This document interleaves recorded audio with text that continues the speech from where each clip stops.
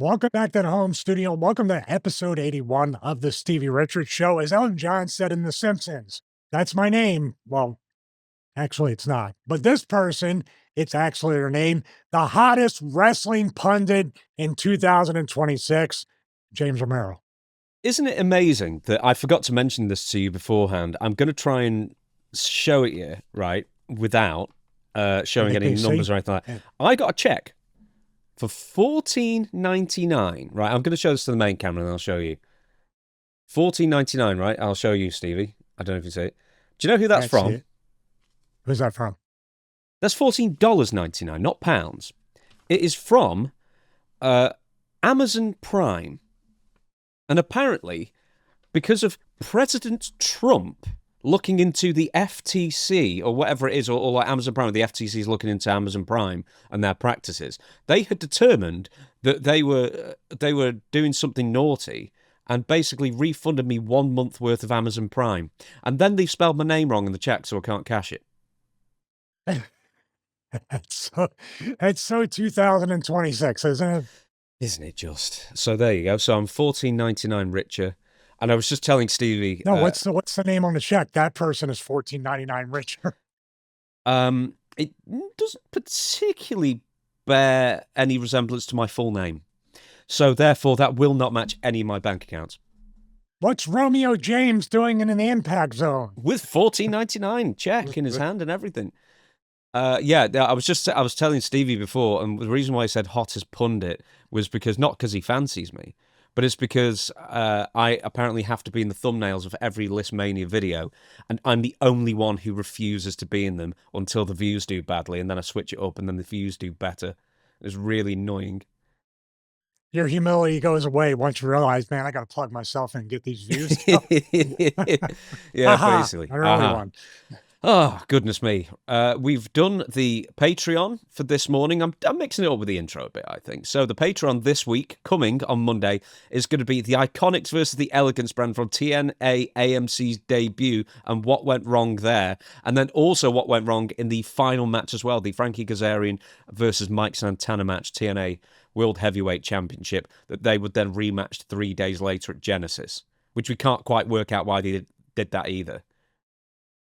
Yeah, we were still trying to figure that out. But yeah, the finish of that, which kind of glossed over in my own mind with all the wrestling we watch each and every week, it just kind of seemed weird. And I thought that they had extra time, but you had said, no, they actually ran short because Nick Nemeth came out after the show to tell everybody he was going to be special guest referee in Shawn Michaels' 1996-97 referee gear. I got that reference. If you saw him in the referee gear, did you see it? Mm-hmm. Well, yeah, but also have you seen CM Punk wearing the same gear? I don't know who wore it worse. I think I saw him wear it once, yeah, but who wore? I mean, obviously Dolph Ziggler's in incredible shape, so yeah.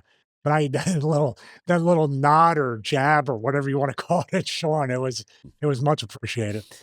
So we're going to be talking about TNA on AMC's debut. We're going to be talking about some what went wrongs, including Javon Evans and Maxine Dupri. We're going to be talking about what went right, really, with Finn Balor in the main event for the first time in quite a long time against Gunther at WWE Raw. And we're also going to talk about CM Punk. What? You said he fought Gunther. It was Punk. I thought it was good. Sorry. Cut this out. It's CM Punk. I'm exhausted, man. There you go. What else was I going to say? Oh, yeah, we're going to be talking about WWE Unreal and a few of those wonderful, wonderful clips that have made it out there, plus the first episode we're not going to talk about because there was nothing to talk about on it. It was really boring. So, apart from that, we've got the intro. Of course, Stevie Richards is on Cameo. Search Stevie Richard Cameo or find the link in the description of this video and all videos. And one of the most in-demand pro wrestlers on Cameo, not only because we plug the damn thing to death on this every single week, but because Stevie's 5 stars across the board, and that's because he gives you more than your money's worth. And once again, he charges too little, so take advantage before he changes his mind. We also have the Stevie Richards, well, you do, the Stevie Richards Fitness channel. Are you continuing doing the documentary-style stuff? Yeah, as we record this later this afternoon, it'll be talk about Shakeology and all that stuff and the marketing of that connected to P90X, Beachbody. Yeah, I'm having a lot of fun trying to get more comfortable in front of the camera. I know people laughed when I said that last week, but getting more comfortable using a teleprompter, trying to read very naturally. I know with the List Mania channel and other things, when you try to read from a script, but you also are trying to be natural with that. I'm thinking about employing a second camera angle to offer like commentary in between, as it flows. You know me. I'm not one to obsess over this stuff, but I'm working on it. Hey, by the way, speaking of Shawn Michaels, also in this episode, when I was mistaken for Shawn Michaels in a particular segment, which you said is Triple H's revenge from 7 months ago. Yes, or someone at WWE Vault for all your complaining about Triple H, which we're going to do more of as well this week, of course. How could we not? That's the only segment where we ever interacted outside of him being my buddy when I was going to wrestle Bubba Ray Dudley. That's it. I was What? doing it for my good friend. Yeah, the Raw match where I told you it was one of the most physical ones I've ever had. It was against Bubba. I mean, when Bubba was starting the singles run, he was starting to have an angle with Triple H when he was first broke out and they separated the Dudleys. But Bubba was in his face. I came from behind, boom, hit him. And then that's right before our match.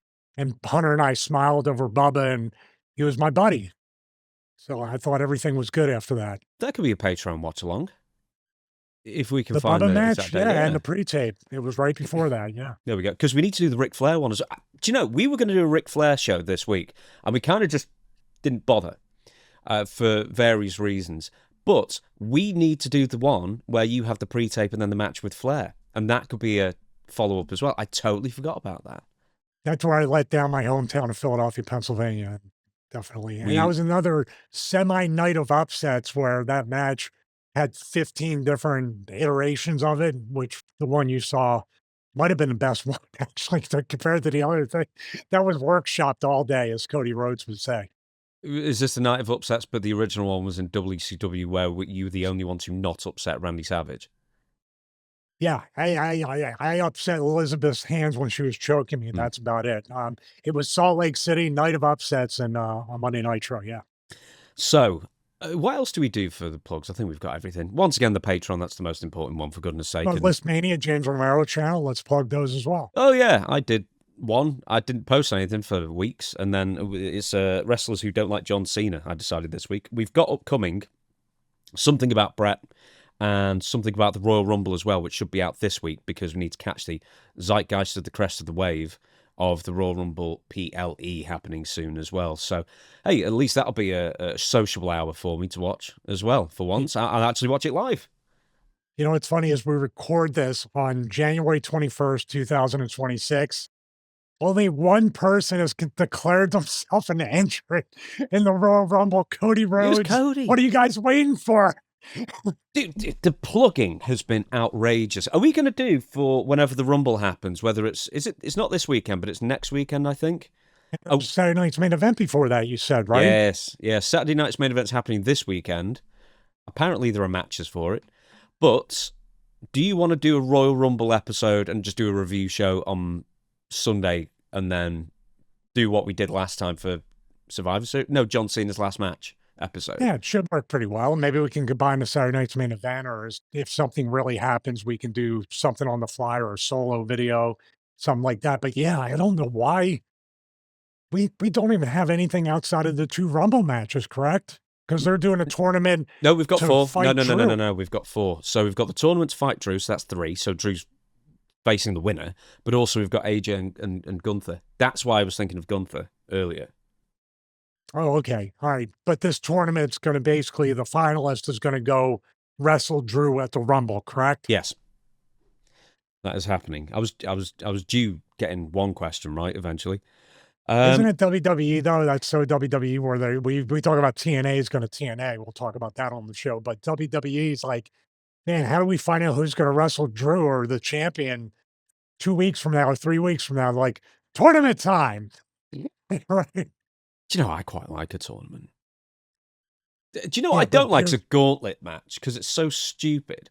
Because it's so unfair. It's like the person who, like the two first people who go into a gauntlet match are not going to win it or unlikely to. And they're really, it's like a Royal Rumble being in number 1. And then like the 6th one's most likely to win. It's a total cheat.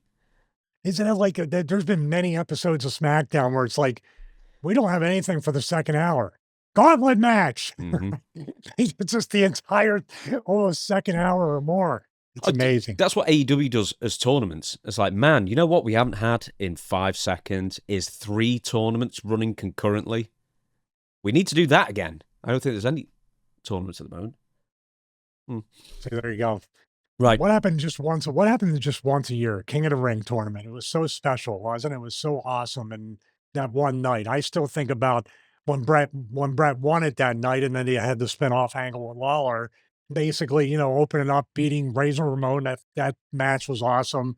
Then it was what, Bam Bam Bigelow? No, the finish was Bam Bam Bigelow. The final. The final was Bam Bam, who was in the middle. Wasn't there a double DQ somewhere there where That was Bam Luger Bam got into a bar? Tanker, I think. Yeah, they got a double DQ. They both got eliminated or something like that. Yeah, but that was Who nothing was to do it? with Brett, but Brett wrestled 3 times. So go on, I'll give you a few more seconds. I remember it. Was it perfect? It was perfect, yeah. Wow. Okay.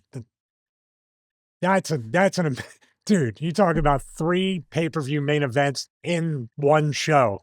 That's an amazing pay-per-view. That's or one of PLE, sorry. No, that was a Bird. pay-per-view. No, I'm saying now it's PLE. We're doing the, this is the PLE you're looking for type thing. We're at war with Eurasia. We've always been at war with Eurasia. So I'm listening to 1984 again, because I just like Stephen Fry's reading of it. Okay, let's get into the main meat of it now, because we've got a lot to talk about. So WWE Speaking Unreal. of 1984, are we going in WWE Unreal? Man, tell me about it. Okay, I watched the first episode and then kind of gave up, but we've been watching the main meat of the clips where I think they're pretty much giving away like the interesting stuff for free. So we don't even need to watch like 4 more episodes for the most part. But we've got to get onto R-Truth immediately. So there are 2 videos relating to R-Truth floating around. One of them features R-Truth talking about his immediate reaction to what he felt was getting fired, and then everybody else talking about it as well. And Cody Rhodes, of all people, not that I should be surprised, he's went, releasing R-Truth, that's a no. Absolutely not. That was a huge mistake. Everybody else just was like, so disappointed, because I guess he's just one of those dudes that, lights up a room. One of the few in wrestling that's always in a good mood and makes the world a better place, for lack of a better term. What do you think? Was that Cody quote right before he lost the title? Probably was, yeah. Okay. No, he's right, though. Something about R-Truth, not this current iteration, that they took everything special and fun away from him. But think about it. This guy could be plugged into anywhere with anybody on any segment and stand out while also putting over other talents, like the Judgment Day, where he did the comedy stuff, but he kind of got them more over, or at least showed another side. Him and Miz back in the day when they fought Rock and Cena, we talked about that, when they were hardcore kind of heels. And then he became just a fun, loving guy that you could plug in. And that's what every wrestling show needs. You need some fun. I know from the ECW days how much I stood out just because everybody was a shoot fighter, everybody was angry, everybody wanted to be a real fighter. And here's the entertainment. What do you think's going to stand out? R-Truth stood out. Think about Philly. Speaking of ACW, think about Philly. WrestleMania 40. That stadium is still hardcore fans that are very, very tough on everybody, especially something that could be a comedy act. The pop, the reaction they got when Miz and him won that, it was for the tag belts, correct? They won that match. The crowd, as Pat Patterson would say, went banana. Perennially, this guy in his 50s can still perform on a high level. And we saw him with Cena at Saturday Night's Main Event. We saw that with other matches whenever they plugged him in. So where's the he's not worth whatever we're paying him? Where's the he doesn't provide what we need? He's not the ultimate utility player. He can still work. He still looks, he's even better. Maybe he got fired because he's in better shape than people half his age. And he has a character that's fun, you can get with. Even the what's up. People aren't tired of that when he comes out to the music. And yet you release him.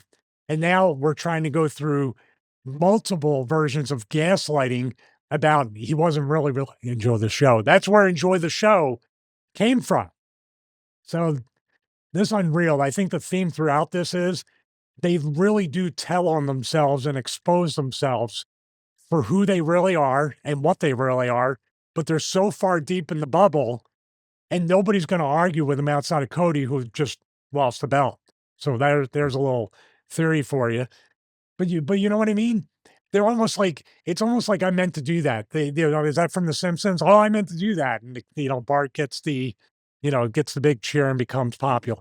I didn't do it. I didn't do it. Well, that's the Hunter's probably I didn't do it.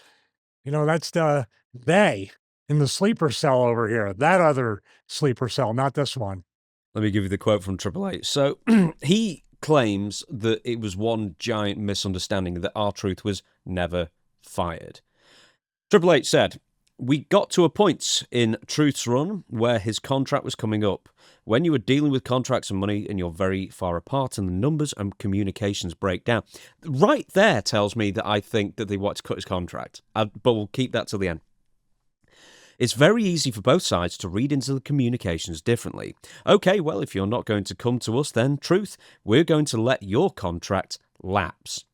Your contract is at the end. We're not going to renew, knowing that hopefully maybe this will force his hand to say, well, hold on a second, can we talk?" He immediately went out on social media and said he was fired, which he was never fired. Contrary to prior belief, he was never not under contract with us, Triple H said. Kind of sounds like they were firing you, though. Or not No, it renewing, at sounds least. like they were doing what they usually do, where they say, "Well, you're kind of." By the way, they let the Rock's contract run out when Vince was running. So think about that.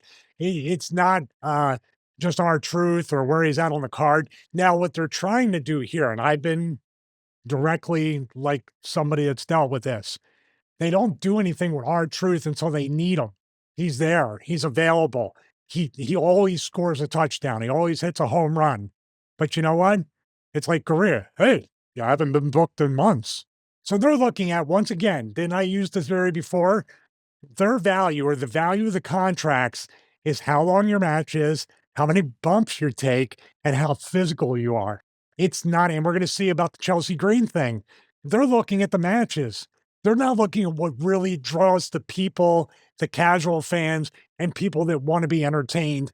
That's R-Truth. This sounds like there's a difference. A lie hop, let it happen on purpose. My hop, make it happen on purpose. They're just letting it happen, or actually making it happen to a point where they were like, well, he didn't come to us. It sounds like Triple H was playing hardball with them and saying, let's just say 350 is the base. Well, you only work half the time, so we're going to offer you 175. Or maybe even you only work half the time, so we're going to offer you 150. And you're like, well, that's not 50% of 350, you know? And then maybe R-Truth was like, let me think about it. Contract runs out. He's gone. So they're making it look like this is the old, oh, we were just about to do something with you, but then you opened your mouth. Oh, man. We were just about to do something with you. Doesn't that sound kind of familiar? It definitely. Like, we were going to give the money he wanted, but then he tweeted that. So, oh, man, what can you do? Yeah, it's totally putting the blame on him. And it just sounds from like straight away where it says, we're very far apart in numbers. It sounds like, I don't know, but how much more money would R-Truth have actually asked for, knowing that he was winding down his career, not wrestling as much as he used to? Then why was he being completely unreasonable? Oh, well, I want triple the amount of money you were paying me. It sounds more like WWE wanted to cut his contract. That's what I'm guessing from that exact quote there. And I think it's more that he was getting the same money and they cut it from there. Not that he wanted a raise. Here's the thing, and this is a killer cross thing too on other people. Whenever a talent, and I think R-Truth is smart enough to know this because he sells merch. I don't know how much merch he has, but whatever it is, I'm sure it sells. I remember other wrestlers asking, I want to see the numbers for the merchandise, how much I'm selling of this, what's going on here. Back in the day, I want to see what the quarter hours are to see what my ratings are so I can ask for more money. That's when the company gets mad and is like, oh, what numbers? We don't know. We don't have that information. These are not the reports you're looking for. So he might have gotten heat for even asking, much like other people I know, where it's like, well, how dare you ask? We're doing you a favor. You haven't won a match in months or any of this stuff. when this guy is actually, this is what I don't like about the wrestling business or being in a particular company. In any other place, maybe not in 2026 in corporate America, because they're also trying to get people out of college that are cheaper than the experienced people that have all the skill. But in essence, wrestling has always been a place where the longer you're there, the more tenure, the more experience, the better you get, and the more comfortable you are with the environment you can perform. Oh, we got to cut your pay. You've been here too long. It's really weird. And the Chelsea Green thing, I know I keep teasing it. When talents see our truth and the way they talk about Chelsea Green, who would want to put everything into this company? You know, who would want to sacrifice for them? So, R-Truth expressed confusion at the situation and said that he chose to take the uncertainty as a definite no when it came to renewing his WWE contract. Now, I'm wondering if he's been, whether on purpose or not, really canny with this and just said, whoa, you're not going to, or, you know, you're not talking to me, you're not agreeing to my terms or whatever it might, or you're trying to cut my contract, whatever it might be. I'm just going to go out and say I'm fired. And then I'm going to get all the public backing and people from the company as well to force your hand. I mean, that's a heck of a gamble. And maybe, you know, I'm sure he's saved up enough money that he doesn't ever need to work again either, because he's been working in WWE for, you know, a dozen years, probably paid pretty darn well as well, I think. And maybe he just thought it was worth the gamble, and it paid off to an extent, that they had to rehire him. They had to rehire him, but what are they going to do to him after he gets rehired? They're going to pay him for his misery, right? That's exactly what we saw. Strip every bit of what people loved about him. And for a short time, I was like, oh, this is the Ron Killings from TNA. Real edgy, you know, really rough guy. This is going to be a new layer. I was a total believer in that, but they dropped the ball like instantly with that. And also by not including him to a bigger degree during John Cena's retirement, especially after he turned back to being a babyface. The R-Truth could have been the person, the biggest cheerleader for John Cena, but it just all fell short. I've got a theory that John Cena, because like straight after he was rehired, he started working with John again, didn't he? Or was this, did he work with John and then was let go? No, he got let go right after Saturday Night's Main Event, I believe. Was it? Man, Was it like that forever. order? I was going to say that. No, I was going to say it was that right John around probably, the time, yeah. right before or right after. I think it was right after because he got beat, and then that happened. Or he basically came back, he shaved the head, did everything. He was a new. This is the real me, and then he just gets beat.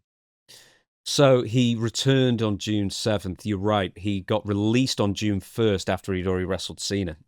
Okay. Twice. Didn't he wrestle him? So no, he did that press Saturday Night's conference Main thing. Event was the big match. Saturday Night's Main Event was the big match. That was the beginning of season Cena's supposed heel run towards the title, correct? Or that was after WrestleMania. He had another match with Cena on June 20th. So he was supposedly rehired 6 days later, whether he was fired or not, or, you know, he was re-signed. Then he wrestled Cena again afterwards, and then, you know, he cut his hair off, which we're going to talk about in the writer's room with Road Dogg, because that was a big bone of contention for him as well in one of the clips. But yeah, after a couple of weeks of, you know, he cuts his hair off, he says, my name's Ron Killings, I'm a serious character, whatever. And then it seemed like within a few weeks they dropped that, and then they went to him putting like his telephone, like his iPhone in a toaster. And it's like, you're not just like the goofy guy now. You're just like, you're like you're insane, but to a completely unbelievable, not fun. You're a danger to society. Yeah. You're no fun anymore. I don't know. But see what you're talking about right now. He got the misunderstanding firing. How's that? Let's call it that. That happened 6 days later after everybody, including Cody Rhodes, and everybody in between was probably like, this is stupid. I bet Cena had something to do with bringing him back. What do you think? I think so. I think if Cena, and I wouldn't blame Cena for one time putting your political leverage in there. Of course, Cena will get your job back, but then you're not protected after you come back. And look at what happened to him. He's actually managed to do even less than being a part-time utility player since they returned. So now, like, he gets even worse than being jobbed out or being squashed from by Cena or whatever it might be. He gets nothing. You get nothing, as Willy Wonka would say. You get nothing, sir. Good And day, sir. You get to sit in unbooked catering where Stevie Richards has his plaque on the back of one of the chairs, along with Danny Doring. And I'm laughing, but I'm really just laughing because it's just a defense mechanism for truth. Because there's nobody. You have 3 hours.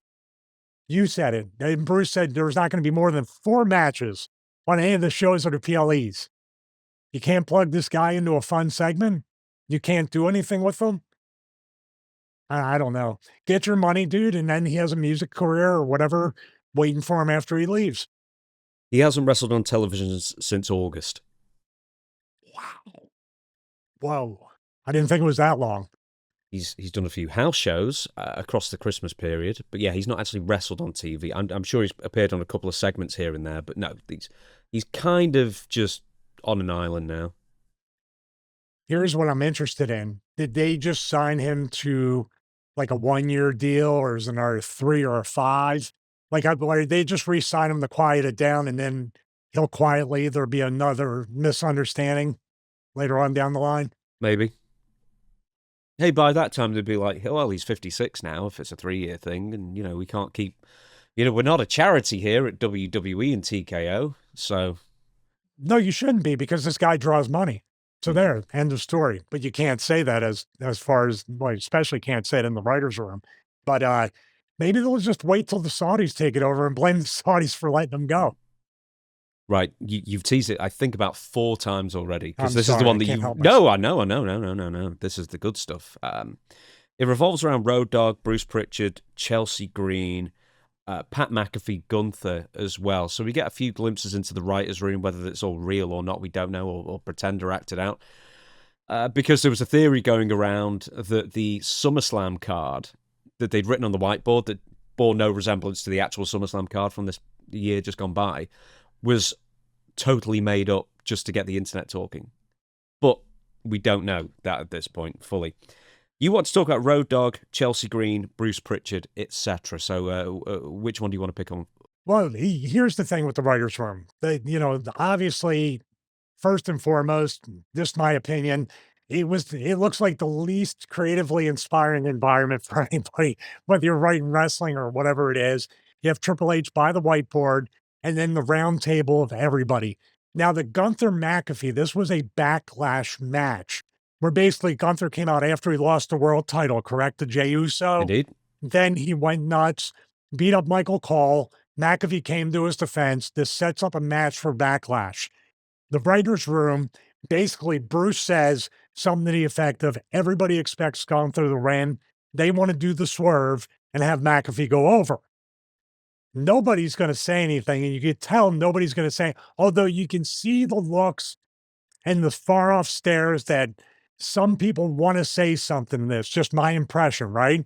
Until this young writer, as we say on Master Shoot Theater, this young writer has the sleeve tattoo, wearing a short sleeve. He's dressed like I would, only he's probably dressed better, and sits there and says what we were all probably thinking, and definitely they were thinking in the writer's room, anybody with a brain. Why are we having Gunther put over McAfee? And basically, I'm paraphrasing it. He gave context that he put over Sami Zayn and all this other stuff. But basically, we're going to have Gunther lose to a color commentator. Now, previous to that, Triple H kind of put it in perspective and said, okay, well, if that's the finish, same to Bruce, because Bruce is the one that's talking about, having McAfee go over. Triple H says, yeah, but if, that happens, we're going to have Gunther go on a tear. Basically, has to go on another run, which the first run should have never ended. I'm going to stick to that point, that he should have had a run right up until Cena in the last match at Saturday Night's Main Event. So, as Bruce says this and Triple H says this in the correct order, then young writer turns around and really says what makes sense and what should make sense. You cut to Bruce, who basically in the interim of these few seconds looks like he put on the red brother love blush because he's red in the face. You see him turn, like he turned his chair away. He's up here with his thing, looking off or looking at Hunter. Bobby Roode's got the hands on the hips saying like, dude, I told you not to say anything. Told you to shut up. Ed Koski, the minute this guy starts talking, looks away from him and basically goes to his phone. So when this guy starts talking, everybody's like basically saying, Hunter, I got nothing to do with this. Hunter, I got nothing to do with this. And then I just felt the energy of basically, it's like The Simpsons once again. This is the exact moment you can see the guy getting fired right here, like the heartbreak thing. But man, dude, it was for me, it looked like this and the other one, and the way Road Dogg reacted. This was my wrestling or WWE's version of Scared Straight. If you're thinking about going back to this company and dealing with these people, no, because literally the idea came from Bruce, which basically, we're going to do this. Then Hunter gave a little bit of a punch up to make it look like he was giving something the other layer. But the second somebody who wasn't allowed to say anything said something, it felt like they all they parted like away from like the Red Sea and said, we have nothing to do with this guy. Did you feel that way when you watched it? Now that I pointed out these Easter eggs. Oh God, yeah. I kind of just let it wash over me. Really, I didn't fully understand it, and then when you said all this, I did rewatch. And I was like, oh man! But so you picked up on that awkward energy, and it was tense. Why would they broadcast it though? I mean, for two reasons. One, like just kind of exposing a toxic culture within the writing room, which I guess we'd all figured out. That's pretty much what it is. And two, just how many people are absolutely out of touch with what a good. Having a swerve for a swerve's sake is, surely, we have not learned this in 30 years, a bad idea. Make sense of stuff. Because Gunther's one of the most bankable stars in WWE. Why keep making him lose? But WWE's operated like this for years, where they think the best way to get people behind somebody is to have them lose constantly, whether heel or babyface, apparently. Yeah, I'm going to say McAfee is a star too, and McAfee has drawing power when you use him as a special attraction. He did a great job in certain ways. He's always done nothing but a great job physically. He gets it more than he's a Rip Rogers student who basically that old school wrestling is always going to stand out.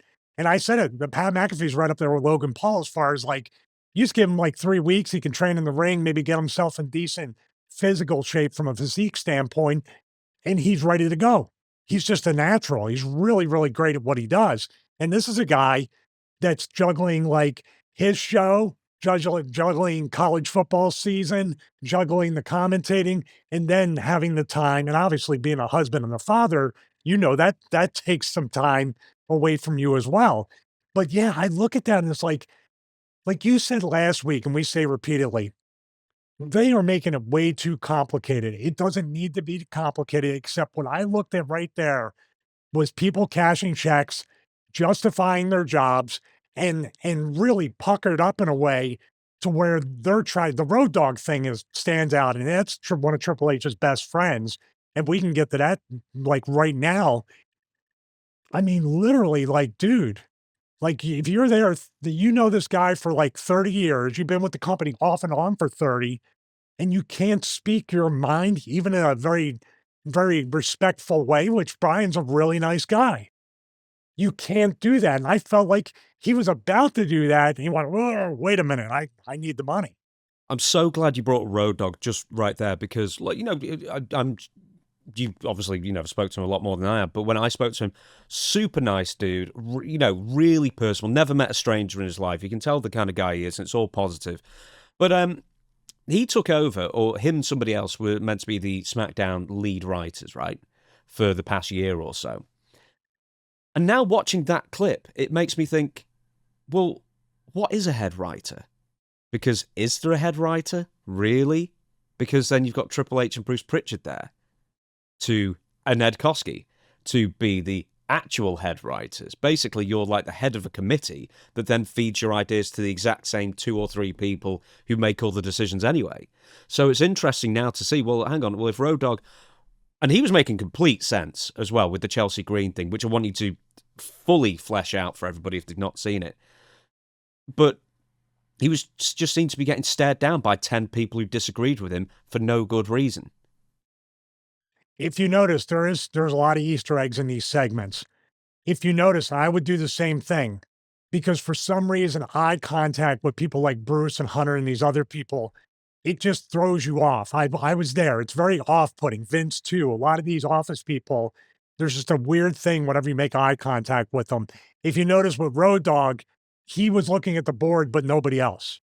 He kind of glanced back to Hunter, but it's such a weird disconnect. Like young Ryder didn't get it. He was looking at everybody, and they weren't looking at him. So it's just a weird thing. What I looked at too, just like we said last week, it very much felt like any corporate America or a corporate structure in the world meeting where everybody is just trying to keep their jobs, CYA, cover their butt, and just let's just get through this week. That's what it felt But like. this is a creative endeavor. It doesn't work. And when, once again, I love the phrase, a camel is a horse designed by committee. You just end up with a bunch of either superfluous stuff that doesn't need to be there, or so much overthinking to come to the wrong conclusion or the right conclusion that wasted several hours to get to the point that you should have got to in the first place, or needed no thinking or arguing about it.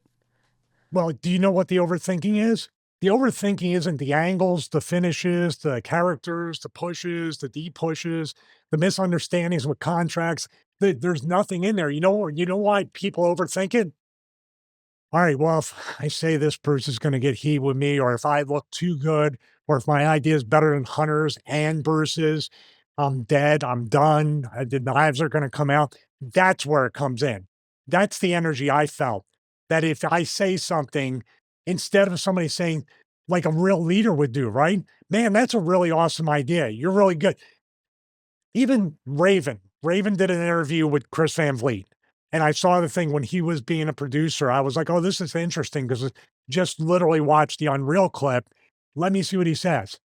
The same exact thing that Bruce has been doing back then in the early 90s or even the 80s, according to Russo, he's still doing today. We saw it with the Abyss clip on Unreal last season. Mm-hmm. This guy's been operating just like this from almost a level of intimidation and holding a job over your head. And he can say it's not that, but I saw that everybody's body language was just like crazy, stiff, crazy, scared, crazy, nervous when that happened. And that's intimidation.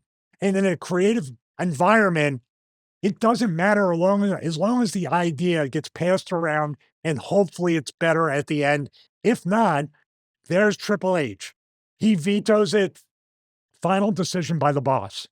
But I didn't see any of that. I saw people that were almost letting other people kind of dig their own ditch, if you know what I mean, with that, by staying silent or saying, yeah, nobody was with anybody on anything. Did you catch that? Mm-hmm. How many people are there at any one time in that room? 8?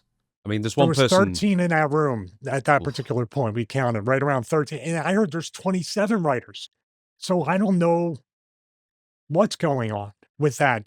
But yeah, let's go to the Chelsea Green one because I don't know which is worse in a way, but it's just a theme of this is like you said, I can't believe they let this air and think this is good stuff. This is going to make us look really good and really smart and really organized and really fun to work for.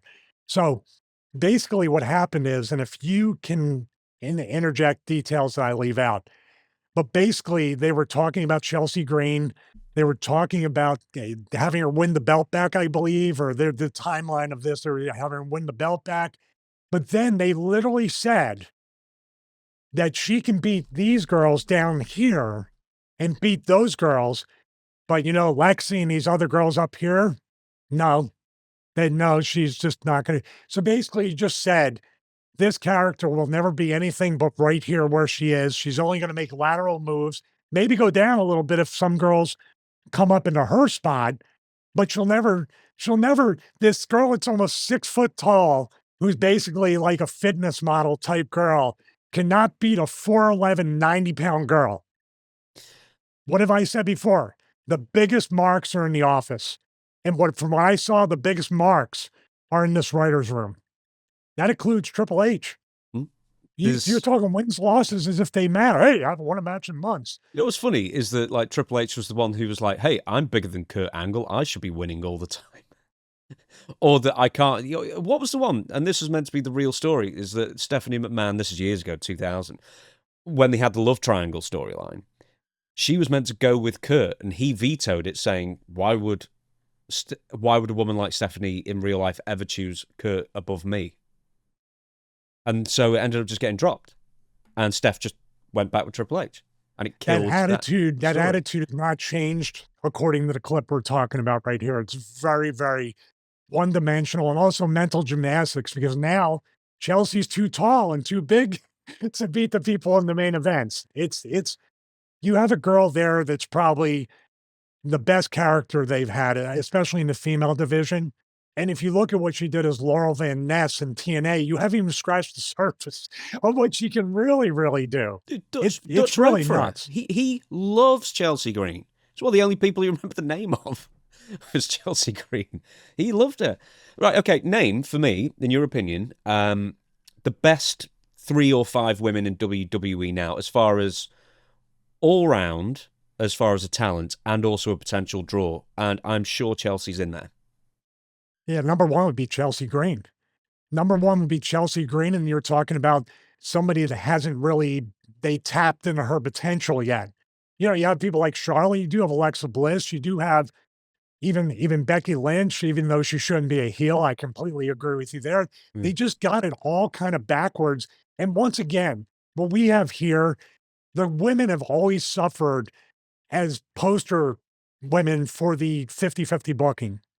It's your turn. It's your turn to be champion. It's your turn to be champion. Now we can't. Hey, you lost the title and you lost the title. Now you're a tag team. That's what it turns into. Because look, Charlotte and Alexa Bliss aren't really in the title picture. Make them a tag team. Rhea Ripley's not in. After all the time and effort we put in, I would put Rhea in there as well. Or Rhea. I know a Philly accent. So I would put her there, but not in the current state because they knocked her down. And then Io Sky also had a singles run doing her thing. So now you basically made them both look like singles championship failures. And now we got to tag up. Or we don't know what to do with them. So make them a tag team. So I would say those 3 to 4 right there that you have. And then who else would I think I'd say about? Asuka. Well, I still think, like, but the they've current killed state, her that's off. what I mean. They've started all these talents, male or female, really off strong. And instead of doing everybody else what the Randy Savage blueprint is, way down here, character development, locals, a little bit of a personal storyline, Georgie Animal Steel, Intercontinental title, goes back and forth with that, loses it, and that's the testing ground to put him up there at the world title.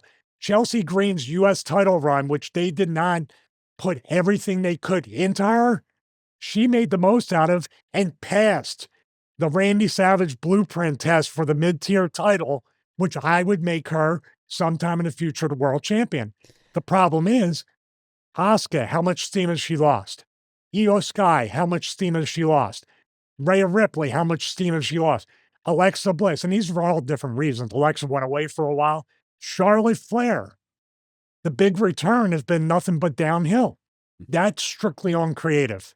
I don't blame the talent at all.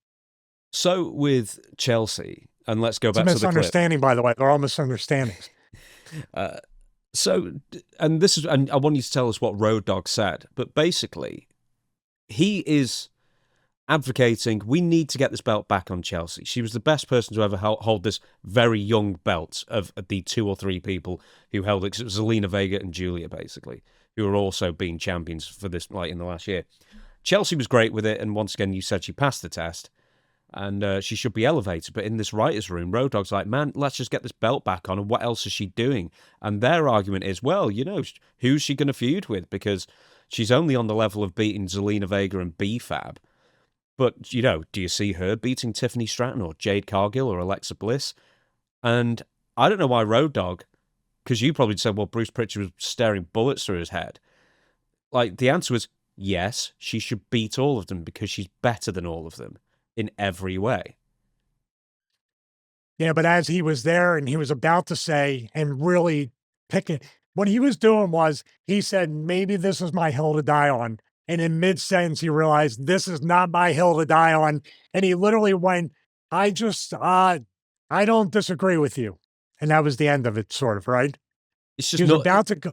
He's It's Alexa about to. Bliss, though. That's the thing. Like, she's been gone for 2 years. She hasn't got the momentum that she had, 5 years ago. She's not going to be the world champion. But then how can you say, well, but she's still, a tier or two above Chelsea Green? How? These people don't understand, or they just gaslight themselves and everybody out there. What they just explained was they're treating wrestling like it's a real competitive sport with wins and losses and all that stuff. And you know what they can do? They can do that in any way they want to fit their narrative. You just told two Triple H stories that fit his narrative. Even if it's a goofy narrative, like who wouldn't want to be with an Olympic gold medalist versus just a pro wrestler? If you're looking at it that way or whatever, I'm just saying. You can discount anything, but that's like saying also he could have turned around and said, Alexa Bliss is 4'11". Selena Vega might be 4'10".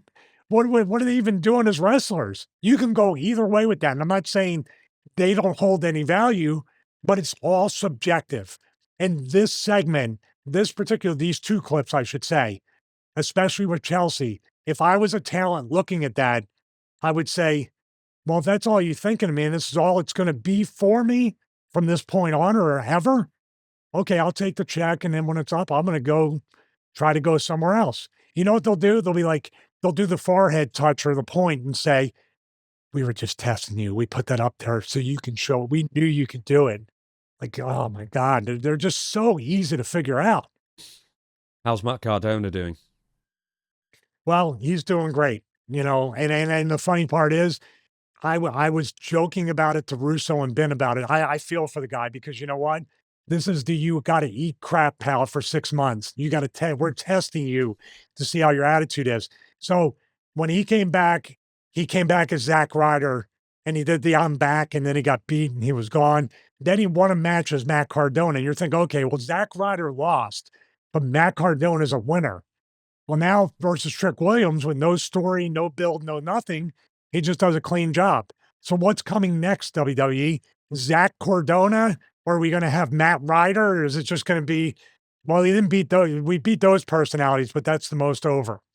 I feel for that dude because he is the template and the case for every worker. And maybe that's why they're doing it.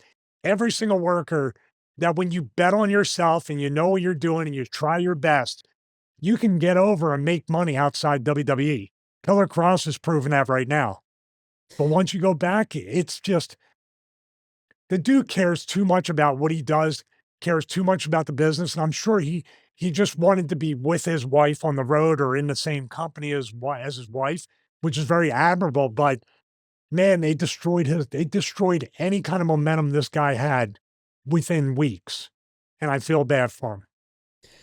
Just very briefly, the writers' room once again had the SummerSlam card up.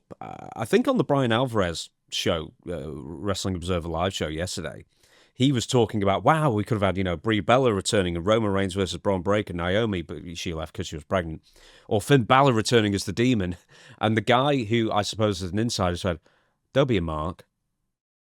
They just put that there. Didn't necessarily mean like that was actually ever going to be the card. It could just be something for Unreal. Which is just kind of like, man, that's really deep to sort of get people talking, I guess, if that is just a fake card they made up just to leave up there for a day.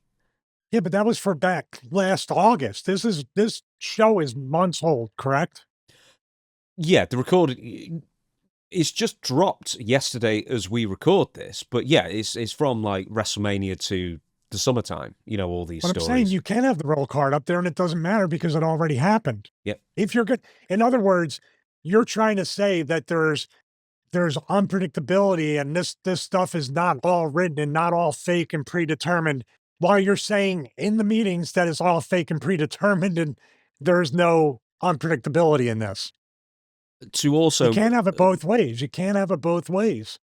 To also bring this up as well, because I know we talked about this. You were kind of happy to give Seth Rollins the benefit of the doubt with the knee injury, which turned out obviously to be a fake knee injury. But I kind of find it weird that, well, within 2 days of it happening, pretty much the news was out there that it was not real. It was all storyline and whatnot. And even the details of like Seth and Becky's child in kindergarten, or whatever, telling the teacher that Seth, her dad was faking it. Like Seth himself told that story. So every single detail we got from the Unreal episode has already been out for months anyway. So it's kind of like, what's it exposing? And this is one of the major storylines of the series. Well, I might go a different route than that and say, what is it? This is what I don't understand. Maybe I'm an old head or whatever, but I like to kind of go along on the emotional journey. I like to be emotionally invested in stuff. So wrestling fans or sports entertainment fans, WWE fans, they want to be emotionally invested and taken on the ride, much like that, the unpredictability and the chaos of the WrestleMania 40 from Rumble kind of time frame was probably the most exciting time in a long time. What we have here is you're telling people, and tell me if I'm wrong, after the fact, you're saying, you were really dumb to believe that. You really believe that? We told you every bit of the way that it was fake. It's your fault. Won't people feel slighted, disrespected, and felt like they were kind of, I don't know, not bait and switch, but kind of worked in a way that they didn't want to get worked. Like, you worked us, we cared about this, we did this, but now that somebody really gets hurt, like Javon Evans, or maybe he didn't get hurt. You see what I mean? Is Javon Evans really hurt? Or is he just faking it? But this has been done many times in the past as well. So how come that was different to, let's say, Harley Race pretending to be injured many years ago to get advantage, take advantage of his enemy's weaknesses or kindness kind of thing? What's the difference between this 30 years ago or 40 years ago in the territories and then this last year? Well, I mean, it goes a lot. Seth, first of all, wasn't on crutches for like weeks and weeks and weeks on TV. And then he faked it, like the Sandman when he got blinded, then he tore off the thing and he whacked Dreamer and beat Dreamer up because they were showing week after week. Sandman couldn't see, he couldn't function, he couldn't do anything. You see what I mean? That the thing with Harley Race or other people, either it's within the same match. Like if he faked that knee injury and then slipped over LA Knight faking the knee injury, now we got something. If he was on TV each and every week, I got to come out here, but I can't physically compete. And then you were lulled into that by visually seeing him, like kind of like Brett in the wheelchair. If they redid all that stuff with Brett in the wheelchair, cutting a promo with people around him, and then all of a sudden he gets wheeled out and cashes in the money in the bank off of that, it's like, oh, but you got to see him. He was gone like he got surgery. I don't know if one's better than the other, but I feel like also the boy who cried wolf syndrome, where people, if you fake it so often and so many times, like you said, WWE tends to beat you over the head with something over and over and over again. And then when somebody really gets hurt, you're just like, guess it might be fake like Seth. Dominic faked an injury. Maybe he didn't against Cena. And then he ended up having the shoulder injury at AAA. We don't know if that was real or if that was fake, and then we have a little bit of the real there. Can we just pay tribute to AAA putting the AEW World Heavyweight belt on Dominic for a couple of frames and that AI animation thing? I saw that, yeah. Incredible, isn't Some it? people said it was like an NEW, like No, it new, wasn't. but It no, was that's an exactly A. the same. It's an A. Oh, The man. font's the same. The font is the same as the AEW one, right? Yeah, oh, yeah. Now, let me ask you before we move on. Do you see what I'm saying, or what would you do as far as these swerve style injury angles where it comes out and I was just faking it. You came along for the ride. I don't know, because it's happened so many times before, but I don't know why that one sounded, it just felt like it captured the mood of the audience a bit wrong. I don't know why that, and he's a heel, he's a bad guy as well, but why did that kind of let the fans down a little bit more, or some of the fans down more than, so many other fake injuries? I don't know, but I'll tell you one thing. If he's a heel, when he came out and the crutches went to each side, they cheered. Hmm. They sing along when he comes out. So how much of a heel? See, that's what I mean. There's people that are heels that still want to be cheered or sung with, or baby faces, and then baby faces who do things that heels would do. It's so backwards.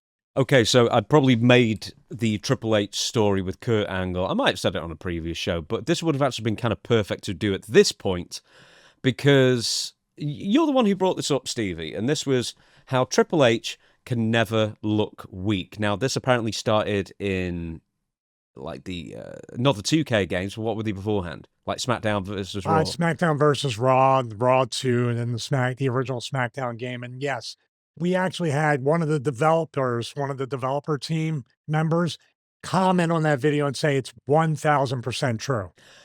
Now it seems like it might mostly be also bleeding into the WWE Vault's YouTube thumbnails as well, because I searched for this is why I ended up finding your video that WWE Vault had put with you and Triple H. Because I put Triple H in, and now there are a couple of exceptions, but for the most part, Triple H kind of looks very heroic in almost every single thumbnail that he's in the WWE thumbnail. A lot of these, for example, this match, I think, I didn't write this down, but he lost. It seems that almost every single thumbnail, whether he wins or... If he's losing the match, he looks like he's winning in the thumbnail. Or he's just in the thumbnail on his own, not with an opponent. He's not wrestling anybody in the match. Yeah. He's just making an entrance coming out. I will say this, based on the thumbnail and what he's wearing with the bike shorts, I still have to give him credit. We talked about the walls of Jericho and tearing his quad, finishing the match. Dude, he tore his groin, I think, during this time, and he's jumping off the second rope. Dude, you can't even walk or sit or do anything, and this guy was working and showing up every week. So let's be fair and balanced with it, man, because once I see those biker shorts, all I can think about is the pain I saw him in and still went out. I think he wrestled Goldberg, Bill Goldberg, There he is. of all people, with a torn groin, which is basically like, I don't know. I guess I guess you're going in injured anyway. So what do you got to lose? But yeah, I mean, I give him all the credit in the world for that. There were quite a few thumbnails where it's just like face to face with the Great Khali or Batista or whoever it was. I didn't include those because they were kind of neutral. Did it make Khali shorter to be eye to eye with him? Well, Triple H is only 5'8" or whatever he was. What did you say he was? 5'2" in our. 5'2". We said 5'2". Next one. This is him versus The Rock. Apparently. Where's The Rock? Also, can we keep in mind that he lost this match? Once again, he lost this match, but he's not even got the opponent in. Now, normally with Glenn, that was Kane in the previous one. What? This, That's though, Goldberg. could lend to... Oh, no, I thought it was Glenn. I'm sorry. Glenn's going to love hearing that he looks as jacked as Goldberg. So, but that is the Goldberg match. I'm sorry. So that's the one I'm talking about. But do you think this one, just speculation, him and Rock don't get along? At least that's the rumor that still goes around. Do you think that was on purpose? Or, like I always say, somebody already got the memo and knows, got to make the boss look good. So he might not have put this down as a memo, but everybody understands. If I make the boss look good, I have a job for another week. Yeah, they made sure to get China almost entirely obfuscated by Triple H as well. Because this is a screen grab, that isn't a photo. No, this isn't a photo. And he's doing Just Bring It. So he's actually doing Rocky's thing, but it looks like, listen, good. I'm fine with it. I can't. Oh, there he is. There is one of the last matches, I think, on Raw with The Rock. Should have written this information down, really. Anyway, this went to a no contest, I think. Well, it looks like Rock's about to go to the hospital. It looks like it's no contest for him. So, yes, that's, I don't see a whole lot of him being hooked for the rock bottom or him being covered for a pin in these thumbnails. Bret Hart in 1997. Now, I think this might be the most egregious one. I can't wait for the Bret interview on this. There you go. So this was back in 97. I think this was in Germany. One of the terrible Raws. Not. Oh, was this the one they did? Was this the one they did like as a taping, but it was so bad? I think Cornette's talked about this one because it looks like a house show. Yeah, this is how Russo, so story goes, ended up getting the head writer job because he was the one who said this looked terrible. You should be ashamed of putting this out there. Then they did another one 2 months later in South Africa that was also a house show. With with the world's longest crush match or something. Now, Oh, there's the WrestleMania S sign, not the 17. Hmm. That's from WrestleMania 17, right? Yes. Now, keep in mind Yeah. that Triple H was 1, losing this match, and 2, going against The Undertaker, who is not in this thumbnail. Yeah, but he is. So I want to go back to the Brett one real quick. If you can go back to the Yeah. Brett. That now the one before that, or whatever we can say, with him coming off the second rope with the elbow on the Bill Goldberg. But the Brett one, with everything that we saw and talking about Shawn recently, and then the SummerSlam seats, the eye roll at the Hall of Fame on the stage of WrestleMania, this lends a little bit more credibility that, or the employee said, well, of course, it's Brett. We're going to put him in a dominant position versus Brett because we know there's heat there. So we had that one. Here's another one. I don't even know what the match was. That looks like an AI photo of him with the hair and everything. Yeah, this is when he was like unbelievably weirdly preened. Must be like the mid 2000s. It looks like something out like Saturday Night Slam Masters or something, like a creator wrestler. Yeah, so I can't remember what the match was. Next up, now he would of course win this match against Cactus Jack, which is fair enough, I guess. Next one, WrestleMania 18. Apparently there was an opponent, but you wouldn't know knowing with this thumbnail. Yeah. Also featuring the red and gold guy and the other guy with the eyebrow, whatever their names are, right? No, this is Jericho. No. I'm saying during this show, WrestleMania 18, Oh, yeah, those yeah. two guys, they had the throwaway match before this. Yeah. Oh, yeah. The Hulk he's Hogan. jacked though, man. My God. My goodness. Triple H would, of course, also win this match. I think he won this match. I'm going off memory now, but with Shawn Michaels. What's he doing? What's he doing there? Is that the flying knee He's kind or of giving birth to Shawn, I think. Looks like he's about to cradle him, take him to get some medical attention. Now, I don't know what that is. Now, the next few thumbnails, I believe, are matches that Triple H lost. Here he is. Kozlov. Yeah, here he is dominating Kozlov before Edge pinned him. Here he is. I think he lost to Sheamus here. Am I right? No, I think he won this didn't match. Yeah, he won this match. Oh, there you go. I've screwed up there. So, yeah, no, he won this match as well. That he was dominating Sheamus. Here we go. And this is one of those ones where I think, well, he's really good friends with Randy Orton. Triple H did win this match. But, there's not that many uploaded where he lost. No, just to let everybody know, he ducked the punch. So he didn't get hit. This one. Wow. He's actually losing, and he lost this match. So there is an outlier here. And there's one more after this that I have to show you as well. But he could just be sneezing. I mean, we don't know if he was punched. He sneezed on The Rock, and that's how he beat him. I know he lost, but the fans won. And this one was the only example that I could come up with where Triple H is getting the, sharp end of the stick, and he lost the match. And maybe he lost his appendix or kidney or something from, even though his appendix is on the other side. He kicked him so hard. I wouldn't want to run into Bill Goldberg.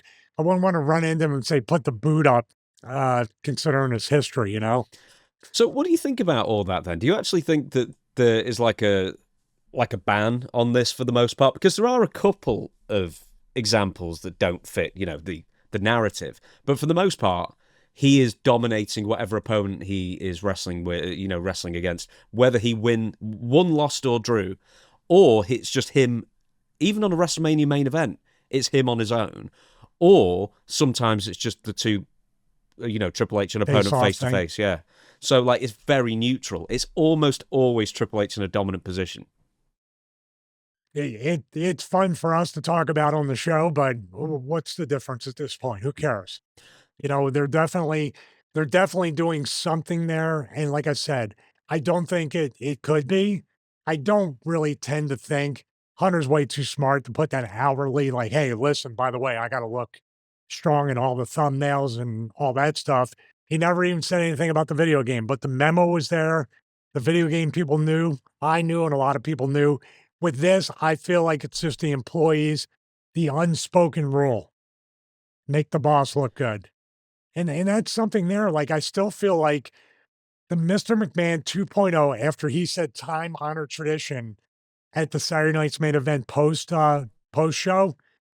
That was set up. That was just served right up for him, and to have something to make Gunther another type of heel and make him the corporate champion.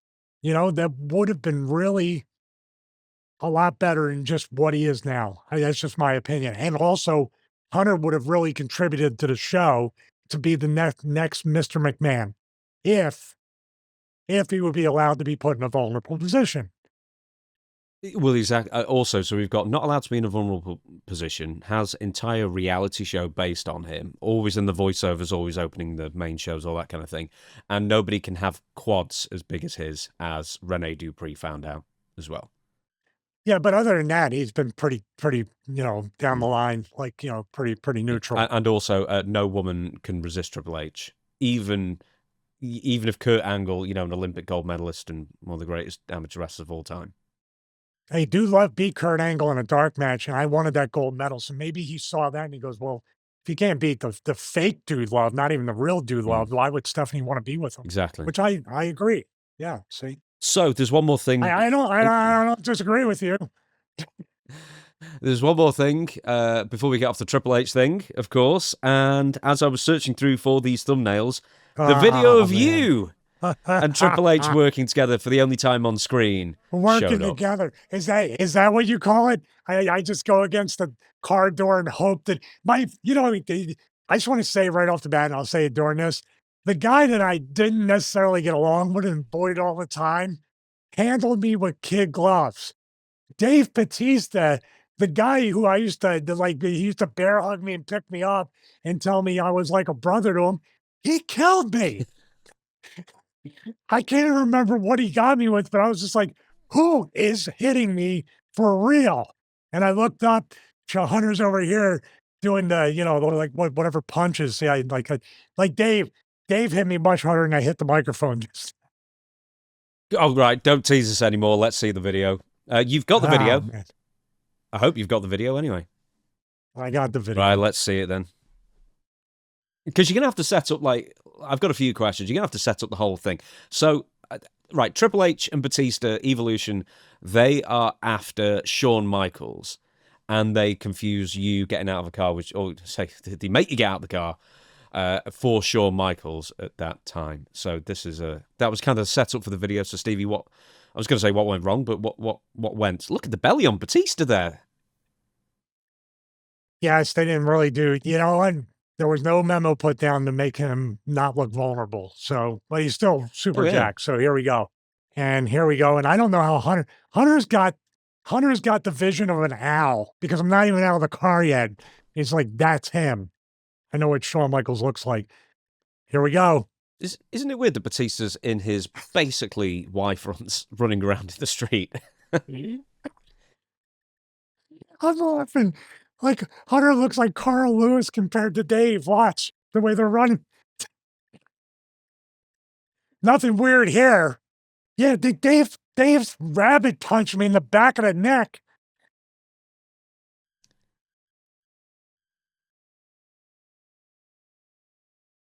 Little did we know, years later. Was that your actual rental car? Yes, it was. Which I was so scared, and I probably would have like, hey, what are you doing? Hey, what are you, a smartass? I said it before, I'll say it again, dude. Even based on that short, physical interaction, well, not interaction, physical experience of having Hunter beat me down, just like this. I'm serious, man. There's not a guy so safe. I put Flair in the same thing, never worked, Sean, but I look at whatever limited physical interactions I've had with Flair and Hunter, they're a night off. And my friend is, dude, I could feel the knuckles in my neck. I could feel the pins and needles. It didn't look like anything, but real violence usually doesn't look, but it hurt so bad. I remember saying to Dave, dude, that's the guy that doesn't like me, and he took care of me. What's your excuse? Get the video back up. It looked like at one point he was kneeing you in the collarbone. Is that what he was doing? I don't know what Let's see what Batista was doing to you. Well, slowly. he was obviously conserving his energy by running across the street. There's nothing to see here. A guy would just got out of the shower and put clothes on. The other guys that got baby oil with wrestling trunks, and they're about to attack a dude. By the way, I have my butt on the ground, there's two dudes standing over me as I'm. It's not a good look. It's not a good look for anybody. So let's see what he does to me. Oh yeah, he kneed me right in top of the Yeah. head. Yeah, he did. He actually looks like he's about to. He actually looks like he's humping me. Look. He- What are you doing, Dave? Oh man, this is really. I've been violated more than I realized watching this You back. feel like a victim. But yeah, Do you feel I'm a victimized victim. all over again? I was like, what I was gonna say here was when Hunter did this and Dave came, I was like, thank you so much for saving me for him because he was killing me. Now, I have to ask you this: did you actually dress like that to get to the arenas, or was this something that Sean would have worn that you were given? This was definitely sometime, I think, during the dress code days. That was a Hager outlet suit special, and I wore Hager outlet suits and Hager outlet stuff. They have the stretchy waistbands. They're pretty soft. I wore it every year at the Hall of Fame. I'd pay $88 for a full suit, which to me was still a lot of money back then. But no, that was something that was a dress code at the time. And also being on TV in that way, Sean, I think I studied that he usually wore the pants, a regular shirt, not a like a button-down collared shirt with no tie and a suit jacket back in the commissioner days. That's what I think I was doing. I remember him wearing this exact thing as commissioner, especially the brown jacket. So, and this might have been something I was actually clued in like at least 24 hours before because I knew to bring and wear that stuff. So yeah, there was way too much thought on my part put into this.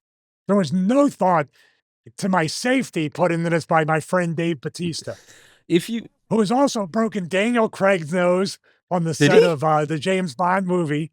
Yeah, I think he punched him and then somebody else, he like punched him in the nose or something. Oh, do you remember? I think The Rock also did that with Michael Clark Duncan on the Scorpion King as well. He elbowed him and broke his nose. Yeah, there's been way more stiffness, I think, on Hollywood sets than that. But yeah, Dave did that, and then there was somebody else from somewhere. It was the Guardians of the Galaxy or something that Dave stiffed him a little bit. Damn. How many times did you wrestle Batista? And I know we've talked about Batista before. I don't know how much in depth because I can't remember. But I mean, generally speaking, was he pretty safe, at least in a wrestling ring? Yeah, he was absolutely. That was just something here. I'm kidding around. He didn't hurt me, but it was like, owie, owie, owie. What are you doing? And when Punter picked me up and went like that, I think I looked and I was like, oh wait, you're not the one stiff. It's it's my buddy. No, I worked Dave on a lot of house shows leading up to his TV debut, and this was during the time when they had him doing the vignettes when he was sitting in the locker room and kind of fired up and everything, getting ready to debut. I remember wrestling him on like a Texas and Texarkana run, like down there in the southern part of the middle of the country. And I remember like on the one house show, I think it was in Texarkana, he told me, "Just charge me with a shoulder, and, it doesn't matter where I am, charge me with a shoulder block." I go, "Well, it's probably best in the corner." He goes, "Don't worry about it." He was in the middle of the ropes. Dude, I charged him with a shoulder block. He went through the ropes. I almost speared him like Big E would, where you go through the ropes to the floor, and he got up, and he was just like I was like, "Okay, well, we gotta go to whatever." He's like, "Put me in a hold." Put him in a hold. He's like, "Dude, I can't breathe." I was like, "Oh." I was like, that's what happens when you have a bony guy shoulder block you through the ropes. He was a play, dude. I was so looking forward because this was the formula of I'd work him on house shows and then just like Randy Orton, I would have a match maybe on the Heat, but then have that Raw debut match where JR introduced him. I was set to do that with Dave, but for some reason I didn't do like the Raw debut or anywhere in the beginning for that. I don't know why that didn't happen because our house show matches were really well received. I remember Vince even coming up to both of us saying, "Yeah, I heard you guys had some really good matches over the weekend." We shall leave WWE there for now. We're going to be going back to it for a what went wrong or two for the end of the show, but we have to now go to the TNA AMC debut. And for the You sighed. yeah, who, What other word would you use besides debut? no, that was a debut. I mean, what else, how else can I describe that absolute colossal disaster of a debut, where they did every single thing, the booking, the production, the formatting, all wrong. Like to make it look as JoJo cheap and budget and never to tune in again. By the way, I got the viewership for it last night. Have a guess how many people tuned in. Keep in mind that on Access, where they were kind of dead in the water, I guess, pretty much, they were getting about 100,000 views per episode. Have a guess how much, with months and months of build up to this episode, or at least a couple of months to this episode debuts, WWE hyping it, or at least NXT was as well. Have a guess how many people tuned in. I would say somehow, I don't know why this number sticks out, 46,000. No, it was 173. I thought it'd do like 350, Okay. 450, something like that, because, you know, it had a lot of build up to it. And I'm wondering if people tuned in at the But how beginning. many? But is this AMC is part of a basic cable package? If people are doing the streaming services or the a la carte, like we do certain stuff just a la carte, that cuts out right there because the cable bundle deals aren't really, people don't do them much. They just subscribe to different things. You mentioned AMC Plus as well. So is there any kind of thing with TNA that's on standard AMC and then an AMC Plus benefit? Best I know. So it was also simulcast on AMC Plus, where they added even more commercials, including interrupting 2 of the 3 match finishes. And I think it might have been on TNA's app as well. I don't know if it was streamed there as well, but yeah, I guess How much? How many commercials did they have? it was about 40 minutes worth in 2 hours, which is over I think it would be for this country. It might depend differently. I don't know for you, but that's more than enough for 2 hours. And then AMC Plus, the streaming service, added more to that. Now, you also said that there was not a whole lot of wrestling on this. I just watched clips, but not a whole lot of wrestling on the 2 hours. A lot of commercials. Is this something that the WWE influence? Since Bruce just said only you don't need any more than 4 matches on a show. Yeah, maybe you meant 3. I think broadcast there was like somewhere between 16 to 18 minutes of actual wrestling on a 2-hour show. Keep in mind, like on the Patreon, by the way, the Stevie Richards Show Patreon, we watched the Inspiration versus the Elegance brand, and we also watched the finish of the Kazarian versus Mike Santana match main event as well. And what was my point? Oh yeah, there were two commercials just in the Inspiration Iconics match. Yeah, that we like actually they paused and blacked it out right there, and we had to come back, so I'll have to do some editing. Yeah, the Kazarian Santana match, man. I'm not for no selling a Canadian destroyer and then going into a clothesline, but if there was ever a time for the high point of the finish to be there, but they kept going. And I had said to you, talked about it earlier on this episode as well as Patreon. I said to you, I thought they had to stretch the time out, but you said no, they were short on time. And Nick Nemeth came out after the show to announce that he was going to be special guest referee for the Genesis rematch 3 days after this one. So I don't know. They were trying to sell a pay-per-view and have a debut right before that. I would almost think that after Genesis, that's when the new era should start, Mhm. right? Where you have basically a lot of TVs to establish these It people. was weird that they opened with a go home show. So you've got that he's trying to serve 2 masters, and they ended up serving neither of them. Is you've got to hook in new viewers, but then you've also got to plug the pay-per-view that's coming up in 3 days as well. So you've got 2 completely separate masters to serve. And once again, they didn't really serve either of them, because I was saying this, like, I don't watch TNA. I'm not going to continue watching TNA. That they weren't explaining who half of these people on the show were. So I was like what, Channing Stacks Tatum? Neither of us knew who he was.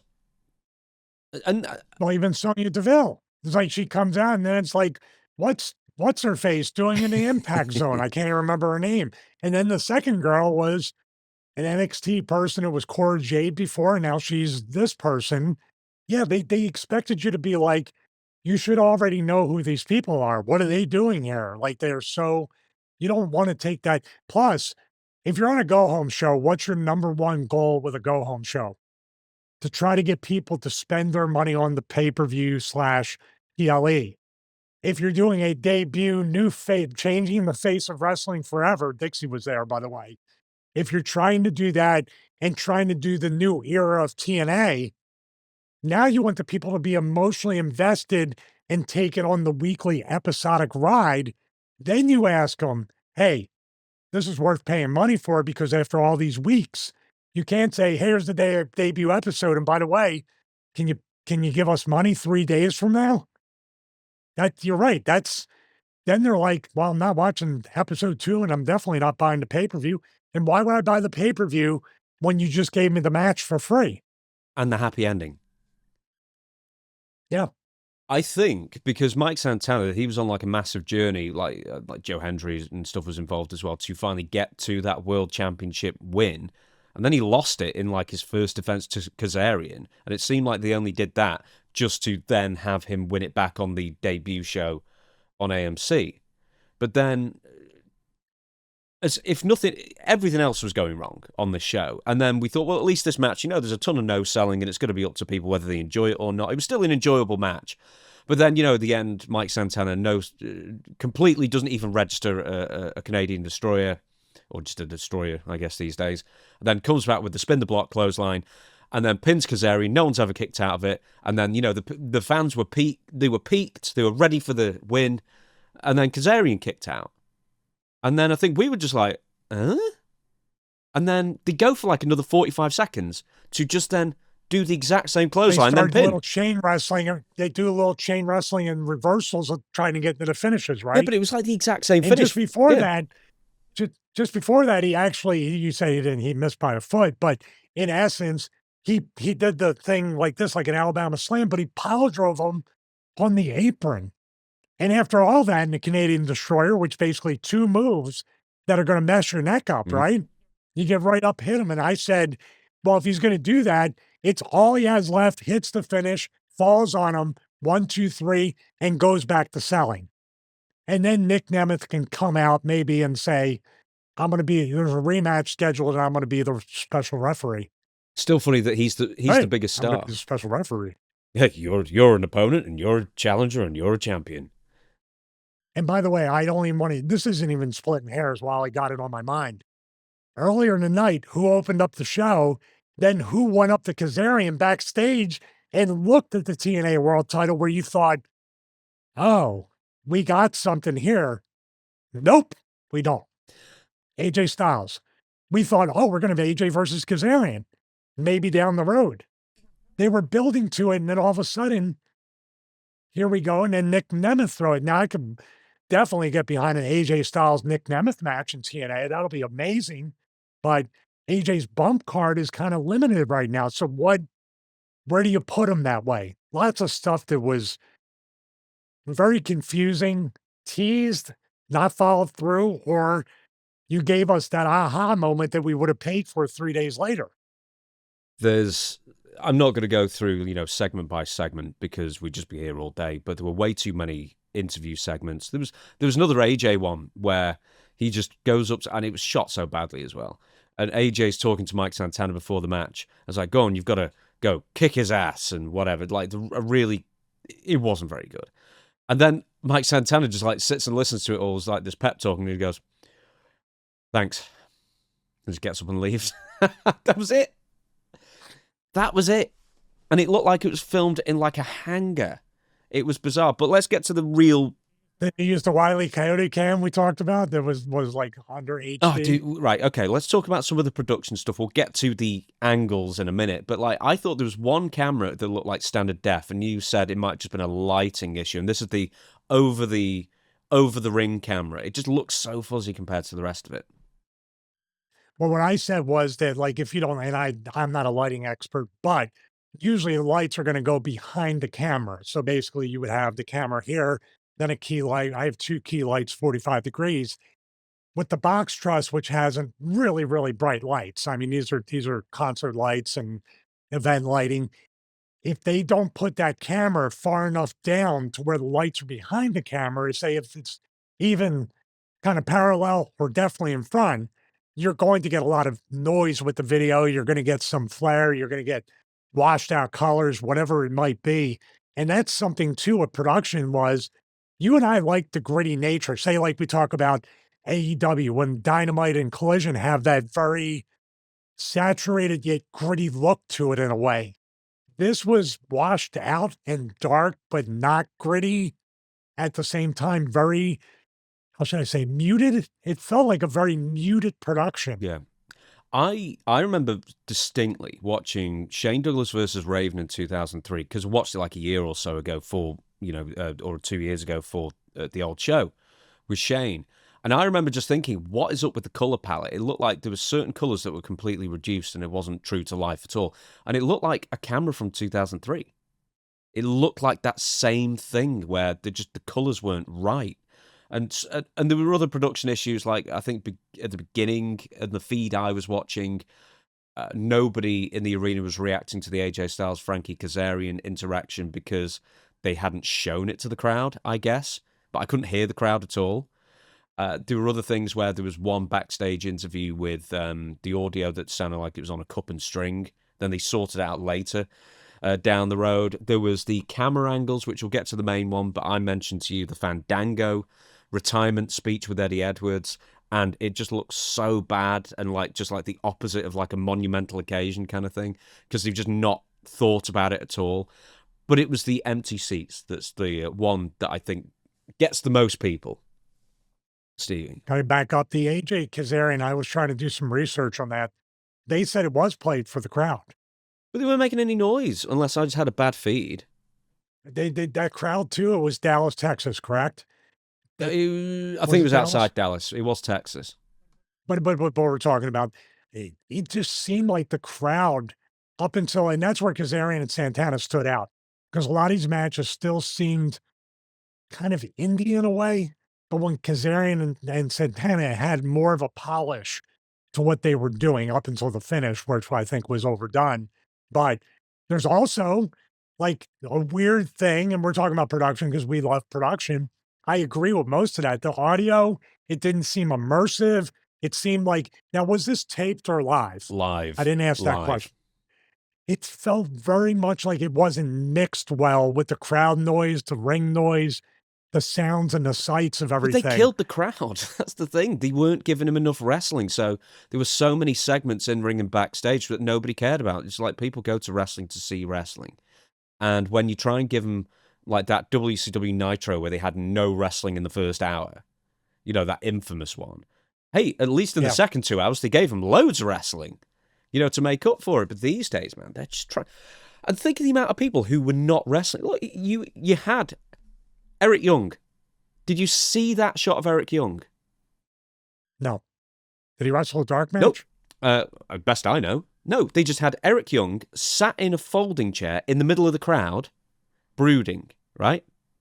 With no explanation as to why. Just 3 seconds, then move on to the next person. And then, it's like Top Dollar or whoever it was.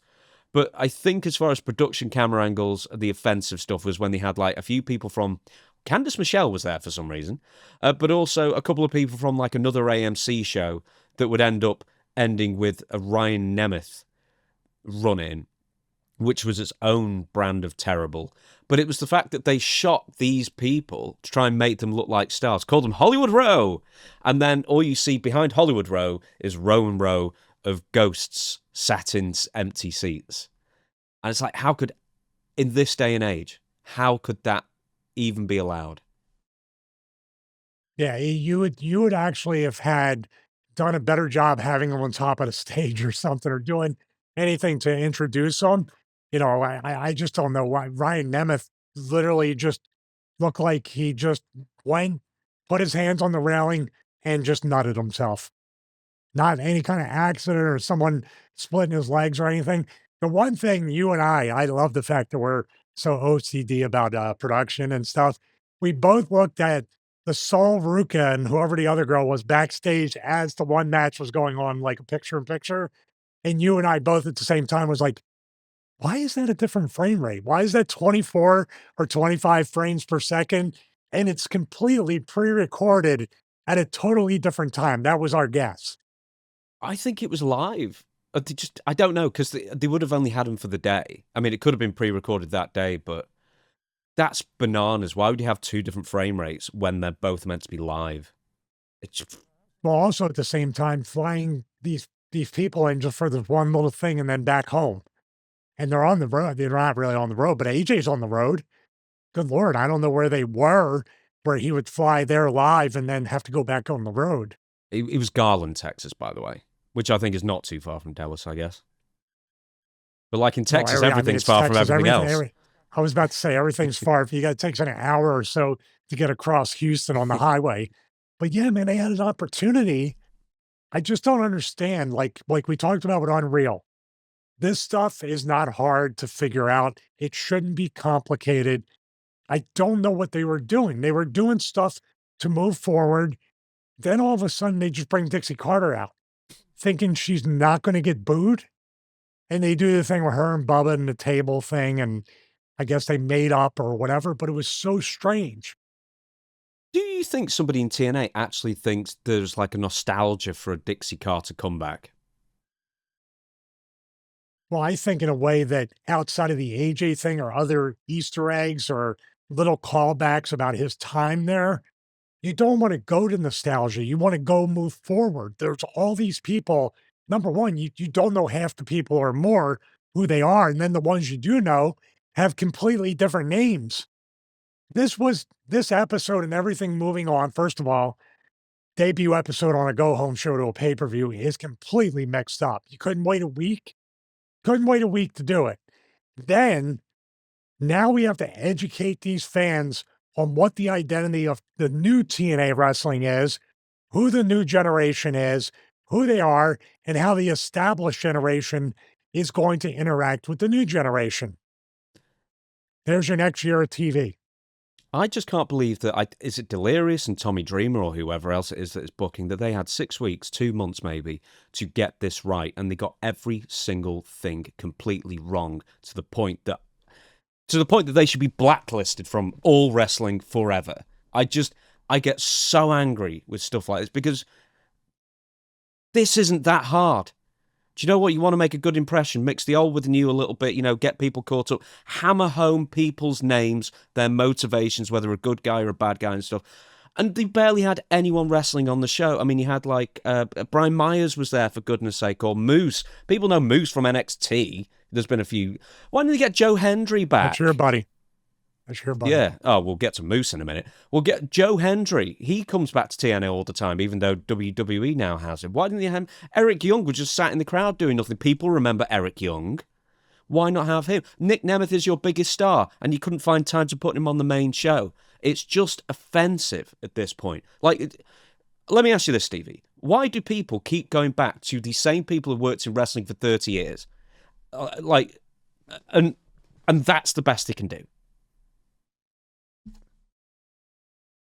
I have no good answer for that, except for the fact that if you watched Unreal, you go back to the segment we just did earlier this episode, you watch the clips when somebody really trying to put input, positive input, or get a collaborative effort to get the best product out there, they're not long for this wrestling world.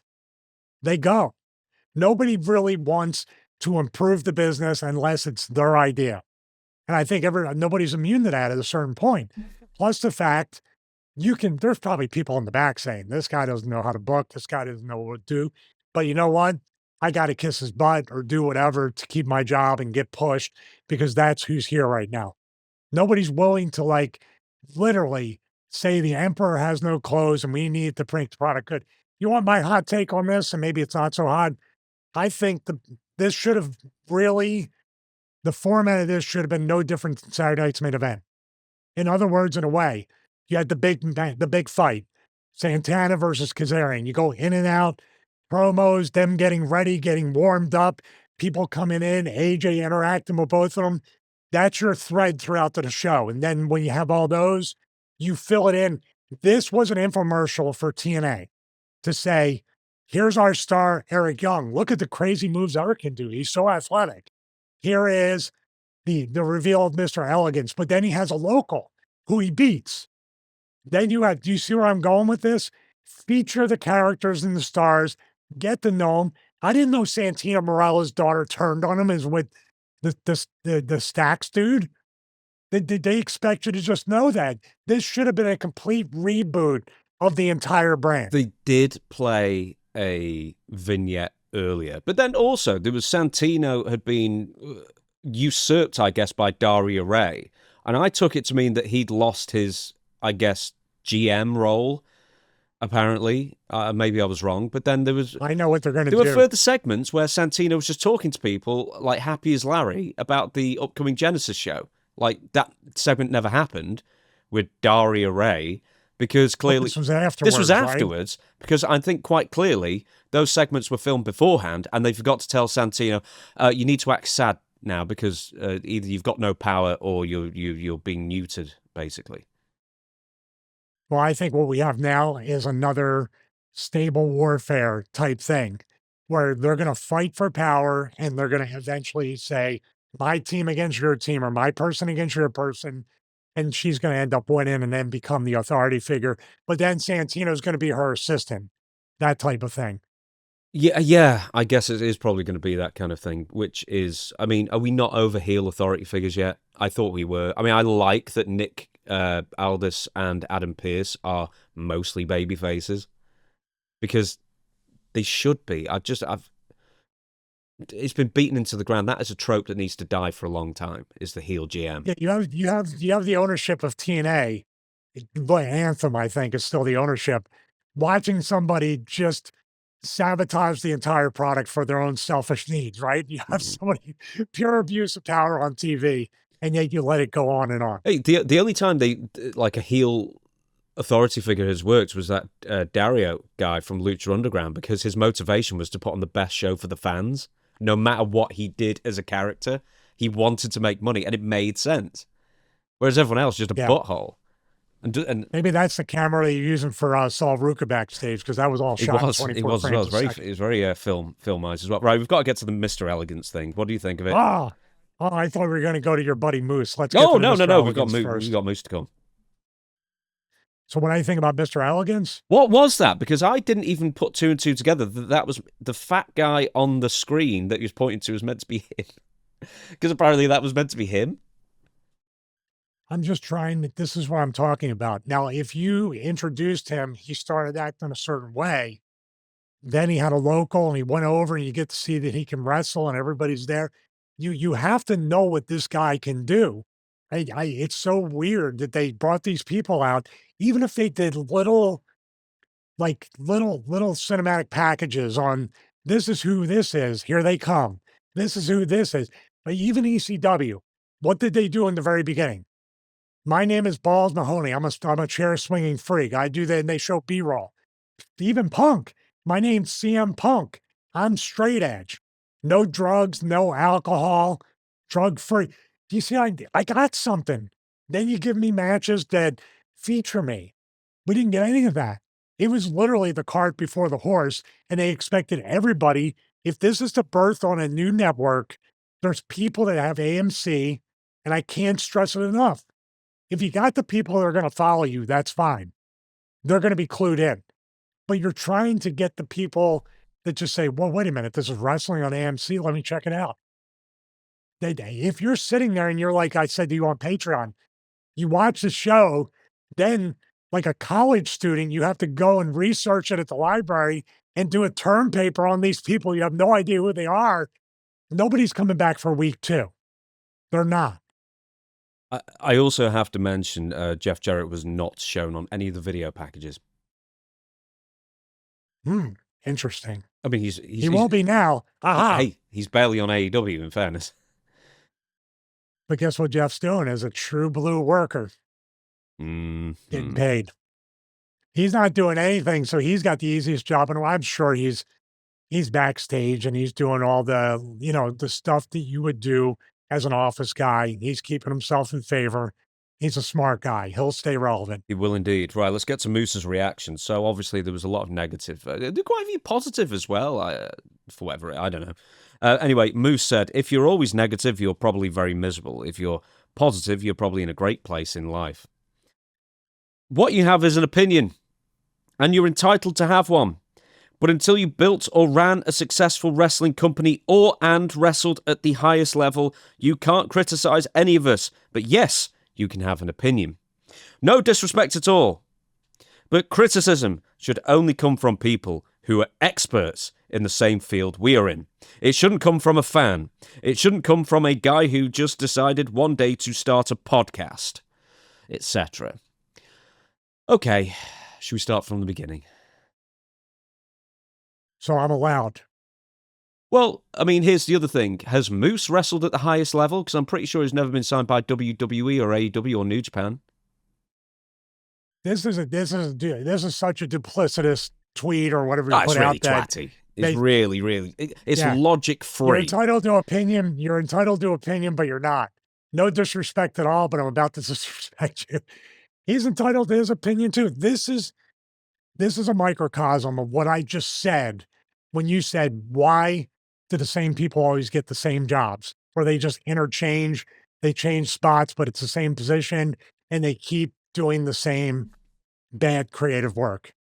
It's because of this, because Moose or anybody else can turn around and say, like I said, you can marginalize anybody at any level. You can say, well, James doesn't know what he's talking about because he's just a podcaster. Okay, what about Stevie? Well, Stevie can't book because he was a lower card guy. Well, he was main event in ECW. Well, it was last century. Well, he did do Dr. Stevie Stevie didn't really do character work. Well, he did Dr. Stevie, the right to censor. Yeah, but that's not the same thing. You can always do that. This is such an incestuous bubble world that they won't allow any dissenting voices that are only trying to make the product better. Because you know what it does, James? I'm not saying about Moose. It exposes their flaws. What do we do here when we have a flaw or something that falls short? Correct it. We correct it. What's that? No, exactly the same. Sorry, I talked over you. We correct it. We get better. But in wrestling, if you say something, say, hey, that show really sucked, or that show could have been better, you're a hater. You're negative. That means you're a miserable person, James Romero, and everybody else. What's Romeo James doing in the Impact Zone? It's a lucky guess. So, nothing to do with wrestling. No, Moose doesn't know what half. Moose doesn't know what half of it. Generally speaking, I'm very happy. It's a stressful time at the moment. But I mean, look, if you're always negative, look, we're not always negative. We're always broadly positive, or we try and find the positive in stuff. It's just the fact is that there's so much bad in wrestling. It's like, do you know what it is? Is that when truthfulness is interpreted as negativity, to absolve yourself or whoever it might be from their flaws, or from that bad television thing that they did, production that they made. You're right. I mean, you can just twist anybody's words to fit your narrative, no matter what. But let's also, people who have a podcast shouldn't have an opinion. Well, he isn't a podcaster. How can you have an opinion on podcasters? Yeah, it's a good point. But we don't have a podcast, we have a show, so I don't know who he's talking That's to. true. Well, I've got podcasts as well, so. I think Hunter in this next paragraph is about to tell me to F off. He is. I'm trying to think. I've just got to say as well. Moose is a good, by the way, I know Moose a bit personally in the past from my ROH run, quote run, but I've encountered Moose from time to time. He's always a nice guy. And what he's trying to do is be a company guy. But you know how you be a company guy? When you come back or you watch that show back and there's a meeting and you say, this needs to be better. That was not the first impression we needed to give these fans or this network. We need to get better. I don't understand why nobody feels that way and everybody wants to pat on the back. All you guys are doing, you're living out a dream. There's your pat on the back. Now, how can you live out that dream, make the most amount of money, and have the longest, safest career, and have some fun out there? How can you definitely want to have fun, but it's a lot more fun when everything makes sense and everybody has a direction to go. I it beggars belief that someone would tweet that out and not think that could be like really easily pulled apart. You're right. People just want to hear the positive. Because I'll guarantee if the majority of the opinions and reviews and stuff came in positive, that tweet wouldn't have been made. Because guess what? You were being told what you wanted to hear. When you're being told what you don't want to hear, and you're right as well, you can marginalize anybody, so you don't have to listen to anybody's opinion, except for your own, or the people who share your opinion in your own little bubble. So, I just don't even get the idea of why put that tweet out. Well, it's like John Cena. What does he know? He tapped out in his last match. He sucks. What does he know? I'm just saying, anything can be put to anything. You don't wear shirt with sleeves. What do you know? I mean, this is wrestling. This is what they do. And then you finally go, you guys are idiots. I'm out of here. I'm going to get a real job. Oh, dude, I remember getting that because I wear a backwards hat sometimes. And it's like, you know why I wear a backwards hat sometimes? It's because I can't be bothered doing my hair. That's why. That's why you're negative. Yeah, exactly. It's because the hat's backwards. Right, let's get on Triple H. So once again, this is a similar kind of vain quote. The Triple H. I thought we were going to stop with Triple H, but apparently not yet. And this was in the run-up to WrestleMania 41. Enjoy the show. Quote is, "This will sound offensive to every critic out there. I wish I could tell people to F off from being a critic. Be a fan. Go watch this and..." Excuse me, I nearly threw up. "And be a fan. If I tell you to go to the movies and watch this movie, who'd go to the movies because Triple H told them?" I just got to ask. And I saw it and thought... Everybody was afraid of him in that writing room. We're going to watch any movie he says. Listen, they're re-showing Blade 3. Watch the movie. Enjoy the show. And I thought it was really good. Then just go to the movie as a fan. You watch the movie, you have one opinion. If I tell you, hey, go see this movie, but can you give me a one-page detail, like things you liked, what you didn't like, and if it worked for you or didn't work for you, you watch it totally differently, right? You watch the product totally different. It ruins it for people. The world was so much better when nobody knew. All right, for starters, everybody's known for decades. Also, Triple H, once again, is the star of WWE Unreal, his own vanity project where he does his best to expose every inner working of the wrestling business that may not have been known already. But 3, how many people are actually truly professional critics? And how many people actually just watch the shows and are a fan and say the same thing? Well, this is another thing where Triple H is looking at the minority in the demographics, right? You're talking about critics, you're talking about podcasters, people have YouTube channels. We're a minor, small part of this whole thing. In other words, this is an indictment of how he really does look at the smallest demographics and not the casual fan. He's looking at the internet. He's looking at the hardcore fans. He's looking at even people that want just action and spots and all that stuff that make no sense. And what he's telling everybody to do is stop talking about our product, stop talking about our company. And yeah, how is the world so much better when nobody knew? But you literally have just talked about who you're going to push and how far she's going to go in your own company. Well, that was months ago. Well, it still happened. And this is during the time, they're filming this during the time that he did this quote, correct? Back towards they were. 41 Yeah, they were. They were actively filming, and I think Unreal Series 1 came out like a couple of months later, if that. You know what it is? It gets to the point, just like with Moose and the other people that just want to be like, if you don't like it, don't watch it. You'll just be like, cool, fine. You already told me that by the product you put out anyway. But this with Hunter, I don't understand where now as time goes on, and I know that they attack him personally and say he's not a dumb guy. And dare I say it, he had a lot of momentum and he had a format shift, a presentation shift that was welcome from the Vince era. But what happened was, I feel like they got way too content. They focused way too much on the finances, on the sponsorships, on the ads, on Saudi Arabia. And guess what? I don't even blame him for that. I think he is the scapegoat for TKO.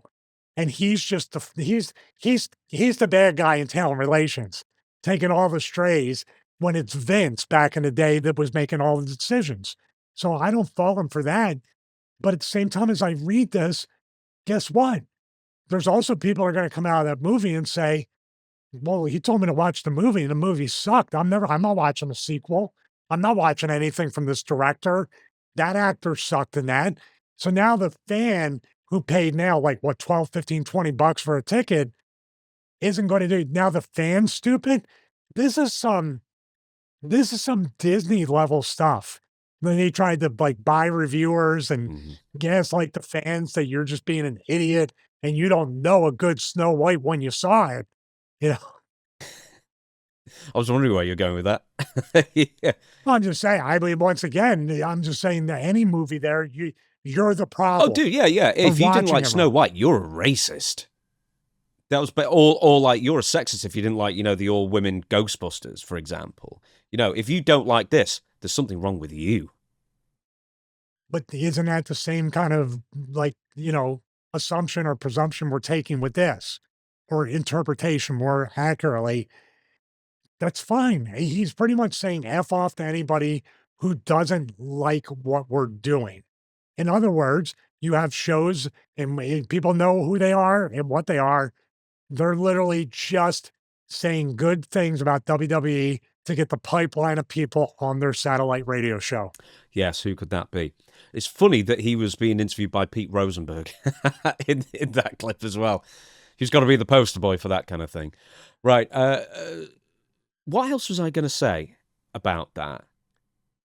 2022, when Triple H took over, people were just happy, I think. 2023, some really good shows. 2024, they seem like they kind of just looked into the Cody Rhodes thing with The Rock and, him trying to do a power play, supposedly, and then, the chaos of the booking towards WrestleMania, and it ended up making for great TV and carried him through 2024. Then we get to 2025 by WrestleMania 41. It goes the complete opposite way. The chaos of the booking and Rock inserting himself again. And it just seemed to set off the heel turn with John Cena incorrectly and kind of marred the rest of the year. And I'm just wondering if at this point, as Triple H very much had his 100 days as president grace period, and now we're seeing what it's really like, especially with Unreal. You've got a load of people all basically agreeing with him, and he's choosing with the Pat McAfee thing or Chelsea Green, like quite clearly choosing the absolute wrong avenue to go down. There's just one dissenting voice that gets shouted down half the time. Yeah, I don't know. That guy's in the desert somewhere Oh, yeah. right now. I don't know where He's poor buried next young to Ric writer is. Flair. You're absolutely right though. This is where we're at. And I'm not saying he has the most amazing as far as athleticism and natural talent and you just have such a roster at your disposal. It'd be like a playground for Dutch, right? All these people actually you'd probably fire three-quarters of them too, because there's only 4 matches on a show. So I think with Hunter too, maybe he's just serving so many masters on the business side that, like you said, what was your famous thing? It's a stipulation looking for a match instead of a storyline working towards a Mm-hmm. stipulation. I think I stole that, Because we by got the to get way. a Slim Jim table in. I think What's I that? stole that, by the way. If I made that up, great. Yeah, you made it up. But let's just go I'll with take that. it. Hey, let's do our version of the writers. Hey, it was Hey, your no, idea. I So can't have an opinion on linguistics because I never wrote a dictionary, by the way. Also, I have that's no true. opinion on You're just food.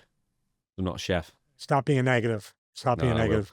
So, he just has an incredible opportunity though. And what we have right now, I believe, you know why the WrestleMania 40 thing really did work out? It was chaotic, it was fluid, and it was downright interesting because they didn't have control of it. Mm-hmm. They didn't have control of it. They had to let it organically go where it was going to go. And there was so much what's going to happen this week? What's going to happen here? Is Cody going to finish the story? It's a Rock. Are they really going to go forward with the Rock and Roman Reigns? Are they that tone deaf? It made people pay attention. Then they regain control. That's the beginning of the end. Okay, then. So, once again, we're not going to be so negative now because on WWE Raw, it was Finn Balor versus CM Punk and not Gunther, as I said earlier in this episode. The main event in Belfast, Northern Ireland, of course. And this was for the World Championship. And Finn Balor got, a rapturous ovation, of course. The real babyface. They even had the demon music with him coming in. And I believe it kind of reminded people for the first time, maybe in years, how good Finn Balor really is. I think that was the major takeaway for a lot of people. But you watched the match all the way through. Your impressions of the match and specifically Finn Balor as a talent. Yeah, great take on that too. It reminded me, and somehow WWE made everybody forget how good or great Finn Balor is. And I remember when he was coming down to the ring, they had said he had won the Universal title. That's what it was back then before the Undisputed Championship. And he did that thing where Seth Rollins gave him the buckle bomb into the guardrail, and I think he tore his labrum. He had a really serious injury, had to forfeit the title the next night. And I thought, wow, imagine if that didn't happen. It's just kind of a freak thing, but it could have been avoided. It's a pretty dangerous spot, even in the ring, but out there. And all I thought about was what Finn Balor's career in WWE, where the world title or the Universal title back then would have went, where he would have took that. Because what we saw here with the Punk match from Raw for the World Heavyweight title, dude has been wasted. You said it in the notes. Why is he being wasted in Judgment Day? Why is he being wasted in backstage clubhouse segments with people playing video games? Why is it this back and forth with the girls and this and that and the other thing? Man, this guy could have so much more of an impact. And I see with this match, hopefully, an opportunity for him to break away, become Finn Balor again, become the Demon again, start selling the face paint and the other stuff and everything. There's an opportunity for Finn Balor. He's got a lot of tread on the tires. He's got a lot of life left for him to be elevated even more than he would have been initially in that Universal title run. You're right. This was literally a reminder that, like, hey, you can do some really great stuff with this guy. He should be figured in. So hopefully the Judgment Day can go off on their own and Finn Balor can go back to doing what he's doing. Did Finn Balor kick Edge out of Judgment Day or something? Because in my mind, and this is a few years ago now, I thought they were in at the same time, but maybe they were in for like a minute. Yeah, I think they all attacked Edge and kept him out, and the Finn Balor was the new leader. Right. That'll be it then. Because But I'd written in the notes something wrong, but like as good as Finn Balor is, I mean, he's not the greatest talker in the world. I understand. Maybe it's a height issue as well because he's not the biggest guy either. But he's not even the leader. He's never been really the leader. Pretty much, he always seems to be Damian Priest, and then Dominic Mysterio just organically, became the biggest star. More featured with the talking and the backstage and the interaction. Hey, by the way, he was Universal Champion during the Vince era. Mm-hmm. Where Vin, once the airport test and everything. So I would say that Triple H would be a more natural booking fit for the size of Finn Balor and what he can do in the style that Triple H is promoting with the product. I can see him having another run. And especially with two, I could see him winning the World Heavyweight title because it's kind of the consolation one. It's a different universe than the WWE title, but he definitely showed out and showed that he could, dare I say it, he even looked better than Punk in a lot of ways, in my opinion. Judgment Day is kind of weird with Finn Balor as well because he's mostly just in the back playing computer games.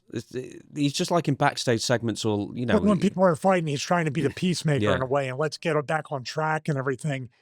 I guess they interpret that as a leader, but it looks like he's a babysitter, not a leader.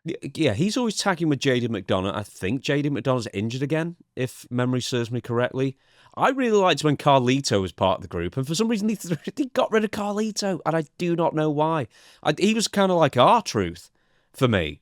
Just someone who was great in the backstage segments and whenever you needed him. Or, to get speared by Bron Breakker. But they were doing the Finn Balor Dominic Mysterio, tease to break up months ago. They even had it on the SummerSlam 2025 whiteboard, didn't they? The Demon versus Dominic, I think. I know the Demon was coming back. I think so, yeah. Yeah, now the Demon... that would have been a great match, and obviously maybe it just wasn't time, but man, hopefully they get to Dominic and Finn for I could see that being at WrestleMania. That would be good. I mean, you know what? We still have the Rumble with one person declared himself an entrant, so there's still time. Not much, but there's still time, and maybe there'll be an elimination of maybe Dominic in the Rumble by Finn that gets to Judgment Day. That would be something that we can look forward to. Then the Demon comes out at WrestleMania. That would be a really good way to do that. I wanted to say this too about the match. Man, I don't know why they can't do this with main events on Raw more often because it definitely had a big fight feel. there were stakes involved. Obviously, being in Ireland, you're going to get much more of a crowd reaction for that. But I do believe splitting hairs that having Punk just kick out of his finish without, say, my thing when I watched it, they did a thing basically.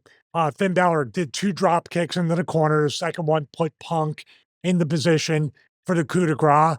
Coup de grace, kick out by Punk, just straight kick out off of it.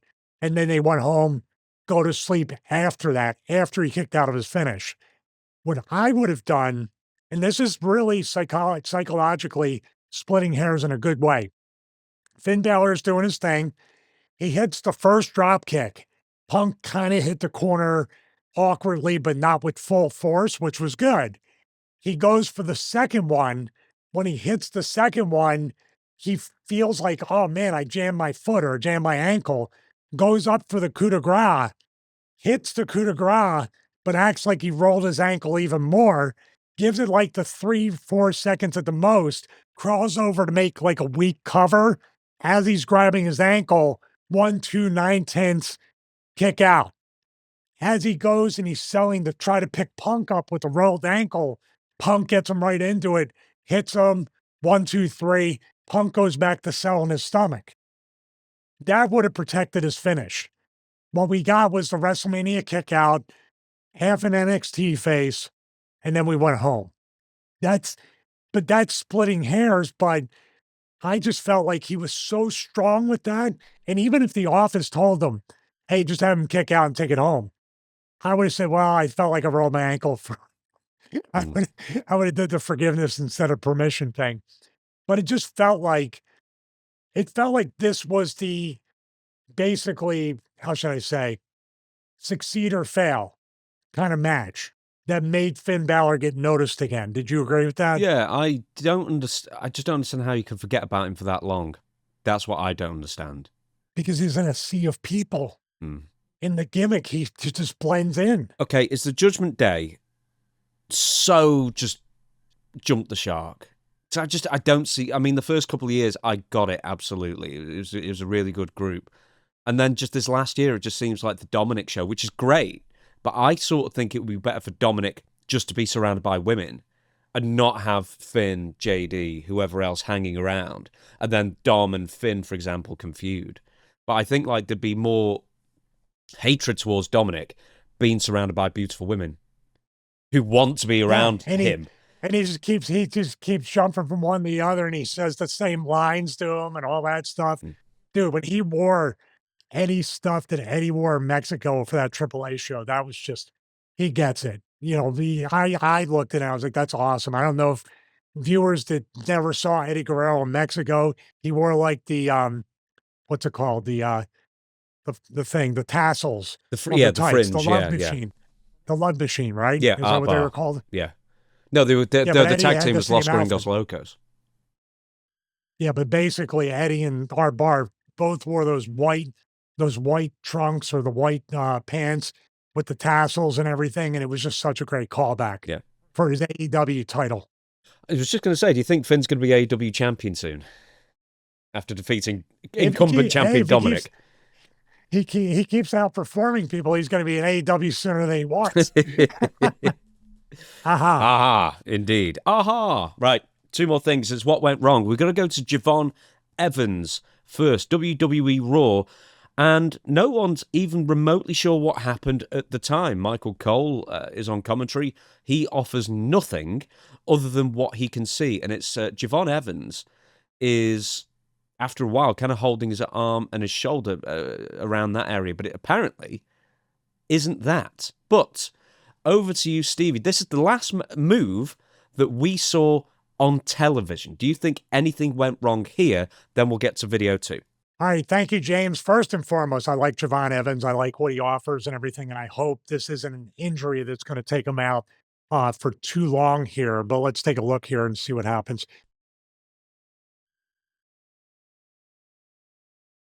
Okay, so he's not hurt there. He hit the. What part did they say he's actually hurt? Or nobody knows. That will come in part 2. So apparently it wasn't this. Wasn't that, but he landed good. I'm just looking at it to see if there's anything there. So it goes to commercial. So if yep, it just goes to black, and then when we come back, Javon Evans is on the floor. Oh, he looks like his shoulder is doing the same thing as Penta and Dom. Like his shoulder and his arm are dead.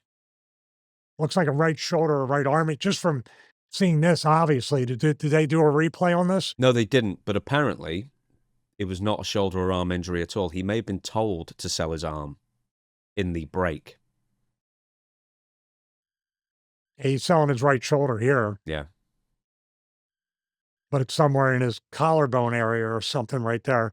Okay, so if you go ahead, I'll pull up the second video because I don't see anything right here. And obviously, it went to commercial, came back. He's already on the outside, and they're telling them to sell what he's not actually injured in a way. Is that the theory you're working Well, on? he's not injured there. Supposedly, that is what's been coming out this last day or so. So if you press play on video 2, this happened earlier in the match, and this may well be the issue. Where they butted heads? Yeah. Yeah, because I saw that. Oh, let's go right here. Ooh, he got him right in the side of the head too. Because I think Javon's got the side of his headbutt. I don't know how you confuse this of like who's going to do what. Yeah, they butted heads pretty good there. Yeah, So Kaiser's grabbing. I can tell by this, by him just like he's frozen right now. That it rocked him pretty good. You know, he got hit here, went to a knee, and he's kind of dead weight. He's not seeing straight. He's got an instant migraine. He sees stars, and he probably doesn't remember anything right here. And I think she sees something there. You know, she's looking, and that's it. So the match continues for like a couple of minutes beyond this, and then it gets to the springboard clothesline that we saw, and then it fades to black, and then Javon Evans is on the outside, and then the match is waved off, and it's given to El Grande Americano. So everybody obviously thought it was a shoulder injury because he was holding his shoulder. So now that the theory is that medical or officials or whatever told him to sell the arm like it was an arm injury because they didn't want it getting out that it might have been a concussion, and this was a match ended early due to concussion protocol, because I guess WWE and all pro wrestling companies are scared of the word concussion. Yeah, but I mean, it's just a part of the deal. The NFL does it all the time. Put people in concussion protocol, and then they can't play the next game. And it's just, to me, that lends credibility to the fact that the organization cares about the talent, cares about the athletes. You can't just ignore it because guess what? You can ignore it and say, "Oh, there wasn't an injury. It wasn't. It was a shoulder injury." He still suffered the concussion. He's still going to have to be cleared or do whatever. This company and the wrestling business in general, they play so fast and loose. Like we talked about before, someone's gonna end up something serious is gonna happen, then they're gonna be really careful for a while. Then they're gonna go back to the same behavior and push the envelope. But then, well, let's just CYA. Let's cover our butt here and make him act like he hurt his right shoulder instead of his head. It's just so it's so draconian, you know what I mean? Like, why they do that? Now, this is all, of course, speculation over the last couple of days that this is what has happened. But do you think it's just like related to the lawsuit, the concussion lawsuit? Because obviously WWE got it thrown out, but I'm wondering if all wrestling promotions out there are worried about, because it's more likely these days that a pro wrestler will be brought up in the WWE system and not wrestle anywhere else. So therefore, they don't have, as much plausible deniability to say, well, they may have been injured here. They could have been injured in Florida. They could have been injured in the AWA, some other territory that most of the people who were on that lawsuit were. They were traveling pro wrestlers. Whereas a lot more people these days can say, well, hang on, I've only wrestled for WWE. I suffered these many concussions. They didn't actively tell me, the risks. my speculative mind, if I take an educated guess, based on what we just saw, that this happened, then Javon Evans is doing some other stuff, and maybe he was just rocked and not seeing straight, and the referee saw that.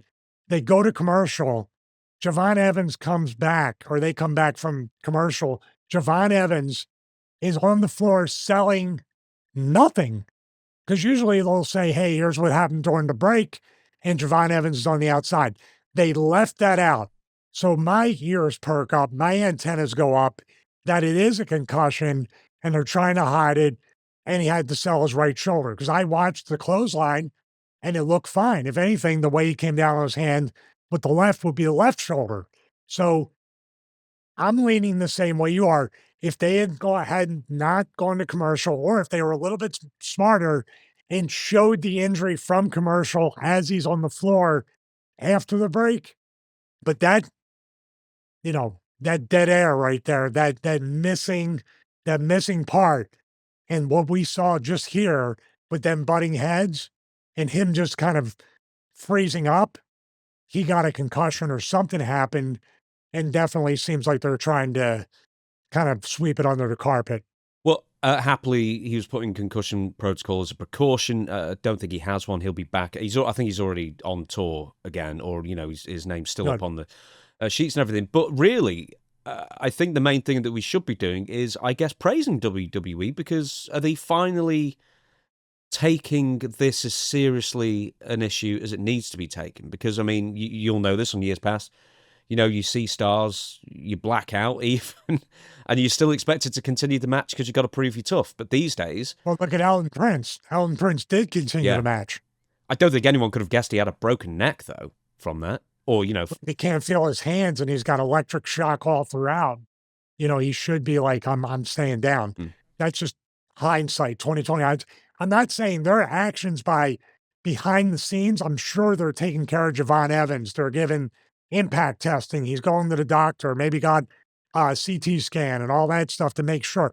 I'm not saying that, but this forward-facing PR to ignore anything concussive in a sports entertainment or a product, that obviously concussions are part of the deal. We keep turning a blind eye to it. There's going to be another crop of people that are going to be like, yeah, I got concussions and I'm messed up. And from day one, I was a gymnast, and now I didn't wrestle anywhere but WWE, and now I can hardly remember where I parked my car. There was a girl who went on Instagram. She went to the most recent tryout. She said they were doing some stupid thing on the ropes, not actually wrestling. They were like flopping around like fish, and someone kicked her in the head by accident, got a concussion. And then she said she was taking, some bumps afterwards and could just feel her head going, like with every single knock. And she just said, this isn't worth it. Sorry, I'm going. Because I know what concussions can do. And I thought, man, what a mature attitude. Because, most people, in the she early didn't 20s, really want it. She didn't really want it. Yeah, exactly. She didn't really want it. But saying that also, I think WWE should also be commended for this, because err on the side of caution. It's not hurting anybody. But I do believe they're all about PR. Yeah. They're all about positive PR and everything. Wouldn't it lend more? Because that's what the NFL tries to get in front of. Hey, second we see there's a third party on the sidelines. You're going into the blue medical tent. And if we even think that something's going on, I don't care what the motivation is, no lawsuits, no class action stuff, no, the stuff from the Players Association with the NFL. Wrestling doesn't have that. But it would literally look like Triple H really cares about the talent. And we are aware about concussions. They have people wearing helmets for the beginning at the Performance Center. I saw it, to prevent concussions. Why not advertise that we're trying to be the safest that we can be? It's not ballet, but you know what? We're going to make it as close to ballet as we can without, obviously taking the impact out of it. There was no impact on this, by the way, that I'm about to talk about. Yeah. Now, to finish up, did the Maxine Dupri... So like that segue? It was an excellent segue. The Maxine Dupri Becky Lynch rematch that, to be honest, nobody was clamoring for. occurred also on the Belfast WWE Raw. Did you think that they were better than they were 2 weeks ago? Well, that's a tough question. I mean, there's parts, yes, and then there's other parts like this where I would say absolutely no. And I'm wondering, I don't see it on my desk. Did you get the telegraph that Natty Neidhart was going to turn on Maxine? Because they sent that telegraph from somewhere. Yeah, I think I read that in the day before's newspaper. It was the most obvious turn in the history of the world. It really was. I say it's a turn. She's not been on TV in so long. Was she a heel? I don't know. I don't know. I don't know. If anybody, hey, if I'm a wrestler who needs help, I'm not going to her anymore. So, you stand there and look evil. Keep looking evil. The camera's on you. Keep looking. I mean, I hate that part of our wrestling, though. Just gotta, you don't see it, but they kind of just keep looking at the camera menacingly, like I just turned on you. Yes, we saw yesterday's newspaper, as James said. We know it was coming. Was there anything that was better than the last match that you can point out? I know we don't have the footage for it, but anything you can mention? Well, they have better chemistry in this match. There was things that obviously this is going to stand out because it's right before the finish, before Natty surprisingly turned on her. But yeah, they seemed to get it together chemistry wise. It was tight. In other words, you know what I saw? This was their second house show match as opposed to the first. Yeah. It just got, but I'm saying it got a little bit better.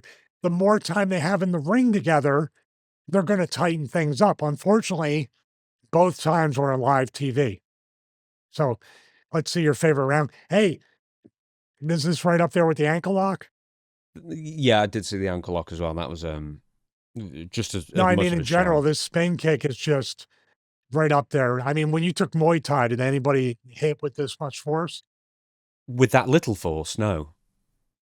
I wish somebody would kick me this light. Here you go. Okay, I think she terrified Becky so much that she had to go down and get out of the way. I've got to ask you, right? Why isn't Becky stood up straight and why is she putting her arm up to protect herself? Jesus. I don't know. In other words, yeah. Why is she standing? Why is she not standing up as much as she can to take it below the chin? You know what I mean? Or in the side of the neck. But yeah,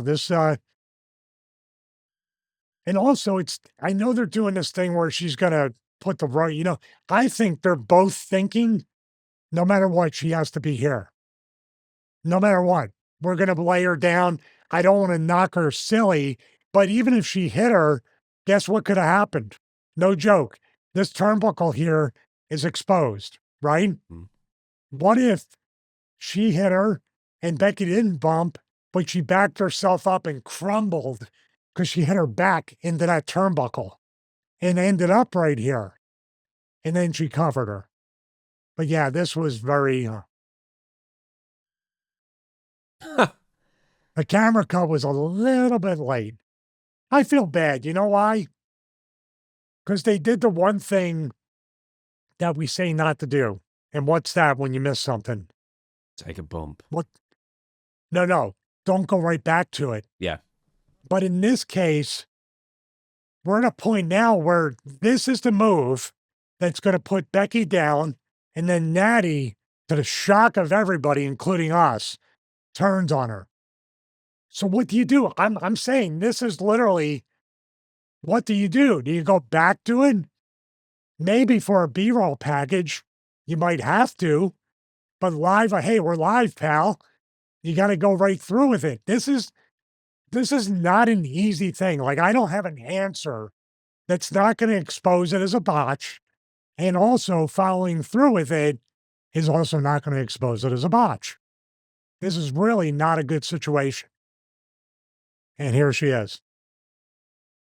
So who do you ascribe blame to in this one? Because I still don't know why Becky wasn't stood right up protecting her head for this one, because you knew it was coming. I mean, she's staring right at it. Do you think she just bottled it when she saw her foot? I think Becky was trying to let her stuff her or hit her in the head to where she would almost Barney Rubble her, and then she would take the exact bump she just took. Just stuff herself down to where she takes it and goes straight down to the mat. in the position by Natty. Okay, right, but here's another thing then. If she's going to take a roundhouse kick, why is she even facing Maxine? Shouldn't she be facing more the direction of the referee? So it lands like more like a clothesline? Well, she needs to stand herself up all the way. That's the number one mistake. But once again, politically, who are you going to blame? You're not going to blame Becky Lynch. So I would say, you know what the solution to all this is? Why didn't the Maxine just super kick her? You know what I Yeah, mean? well, that would make more sense with the fallback that she took as well. It's almost like she's been uppercutted the way she falls. She got stuffed with something. Yeah. The thing with this too, these leg lariats, like Lance Storm would throw an excellent leg lariat because you ran right into his hip. So if she was going to do a spin kick, it kind of should have been off the ropes. And you can spin the X-Pac, the jumping spin kick, the jumping leg lariat, the Zack Ryder leg lariat thing, the Rough Rider. These things are mostly, they're taken like a clothesline, not this thing where you're literally, you don't hit them with your shin or calf. It's literally the quadricep kind of clotheslines them, you know what I mean? And you take the bump. But you're right, Becky kind of shied away from it too and kept herself like hunched down, which I don't understand. It's not a bad kick either. It's almost like, the Mortal Kombat roundhouse kick. Now, wouldn't you say too? Becky's taking the turnbuckle head first. You want to eliminate anything going wrong? Guess what should happen? Becky just crumbles in this direction backwards, and her head is the opposite way, but it's the same exact thing. Hook the inside leg, Natty puts the foot on the rope. This is way more devastating than that spin kick, even if she hit it right. Do you agree? Hmm. She's on her exposed turnbuckle knocked out. That's probably why she's selling like she's out on her feet. So Becky kind of makes sense with that. But why didn't you just boom and end up here with her head this way? Makes more sense, right? Hmm. She took a good turnbuckle. Oh my God. I can't believe I didn't read yesterday's newspaper. You turned on me. Hey, if I'm a shoot fighter now, I don't care who turns on me. I'm beating everybody's butt. See what I mean? That was my face when I saw the pink. Ha ha. Isn't it whose job is it to kind of take out the, superfluous stuff like the roundhouse kick? Because as you say, the turnbuckle would have just made sense. So whose job ultimately is it to look at the layout of the match and say, actually, we don't need that. That's overkill. Or does nobody do that?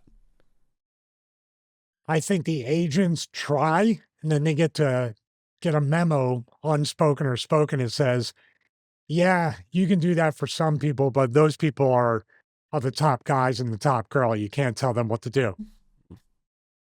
I think there's a real effort from some of these agents to really try to do that, but also maybe we're in an age of 2026 where you can't tell, I'm circling Maxine Dupri or even Becky Lynch, you can't tell them they're not good at something. Can you see that happening? Like, oh, if I do that, they're going to be offended. They'll go to Hunter, they'll go to HR. I hurt their feelings.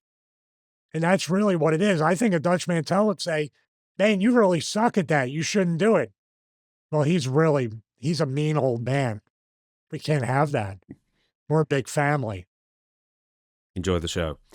I hope you enjoyed the show, everybody, as well, because we're stopping the show now. So if you want to see more, you just have to, rewatch this from the beginning, I guess. What a little short today, 2.5. Yeah, I'm sorry about that, everybody. In fact, we're just coming up on the time that I had to escape as well. Once again, babysitter issues. So, everybody, thank you so much for watching. We'll be back next Friday. I was going to say Monday, but Royal Rumble's a week and a half away, I think. So, the schedule is going to be Friday next week, and then I believe we'll have a show out on either Monday or Tuesday, depending on when we record, to catch the wave of the Royal Rumble fallout. And then we're back onto Fridays again. Are we having a fan question episode next week? Oh, you're the boss. That's up to you. I know, I just can't remember things. I think we were going to do it at the end of the month, but we got the Rumble, so maybe a week after that. Yeah, we'll figure something out. If nothing else, we'll do Ric Flair's show or a show dedicated to Ric Flair, but the good stuff of Ric Flair, because we've done enough of the bad. A career retrospective of one of the greatest to ever do it. How will we frame that in a full episode, though? Or, like, even condense that into a segment? Well, you'll find some clickbaity title and thumbnail to go along with it, I'm sure. I'll figure it out. I'm sure I will have AI will have the sunglasses, the hair, and the robe in the thumbnail. There you go, then. So AEW World Champion Stevie Richards will be wearing AI Ric Flair garb for whenever we do that episode. But until then, once again, thank you very much for watching. We're out every single Friday, a fresh YouTube clip every single day. And over to Stevie now to thank everybody, especially the Patreon supporters. Yeah, I definitely want to thank everybody, including everybody here on YouTube. If you haven't subscribed yet, please consider subscribing, clicking the bell to get notified, and also commenting. And also, there will be a question and answer episode. Not sure when, but that YouTube community post by Romeo James, what's he doing in the Impact Zone? He will put it up on the YouTube community post. But we also want to thank everybody at patreon.com/Stevie Richards, $1 thank you brother tier, $8 producer tier. We have watch-alongs every Monday morning, 9 a.m. Eastern time. As James said, we watch the tag team title match with the women from TNA on AMC. Hey, did you know that there was a women's tag team titles in TNA, or that was a title match? I forgot to ask you that. Yeah, I did know. Did you? Yeah.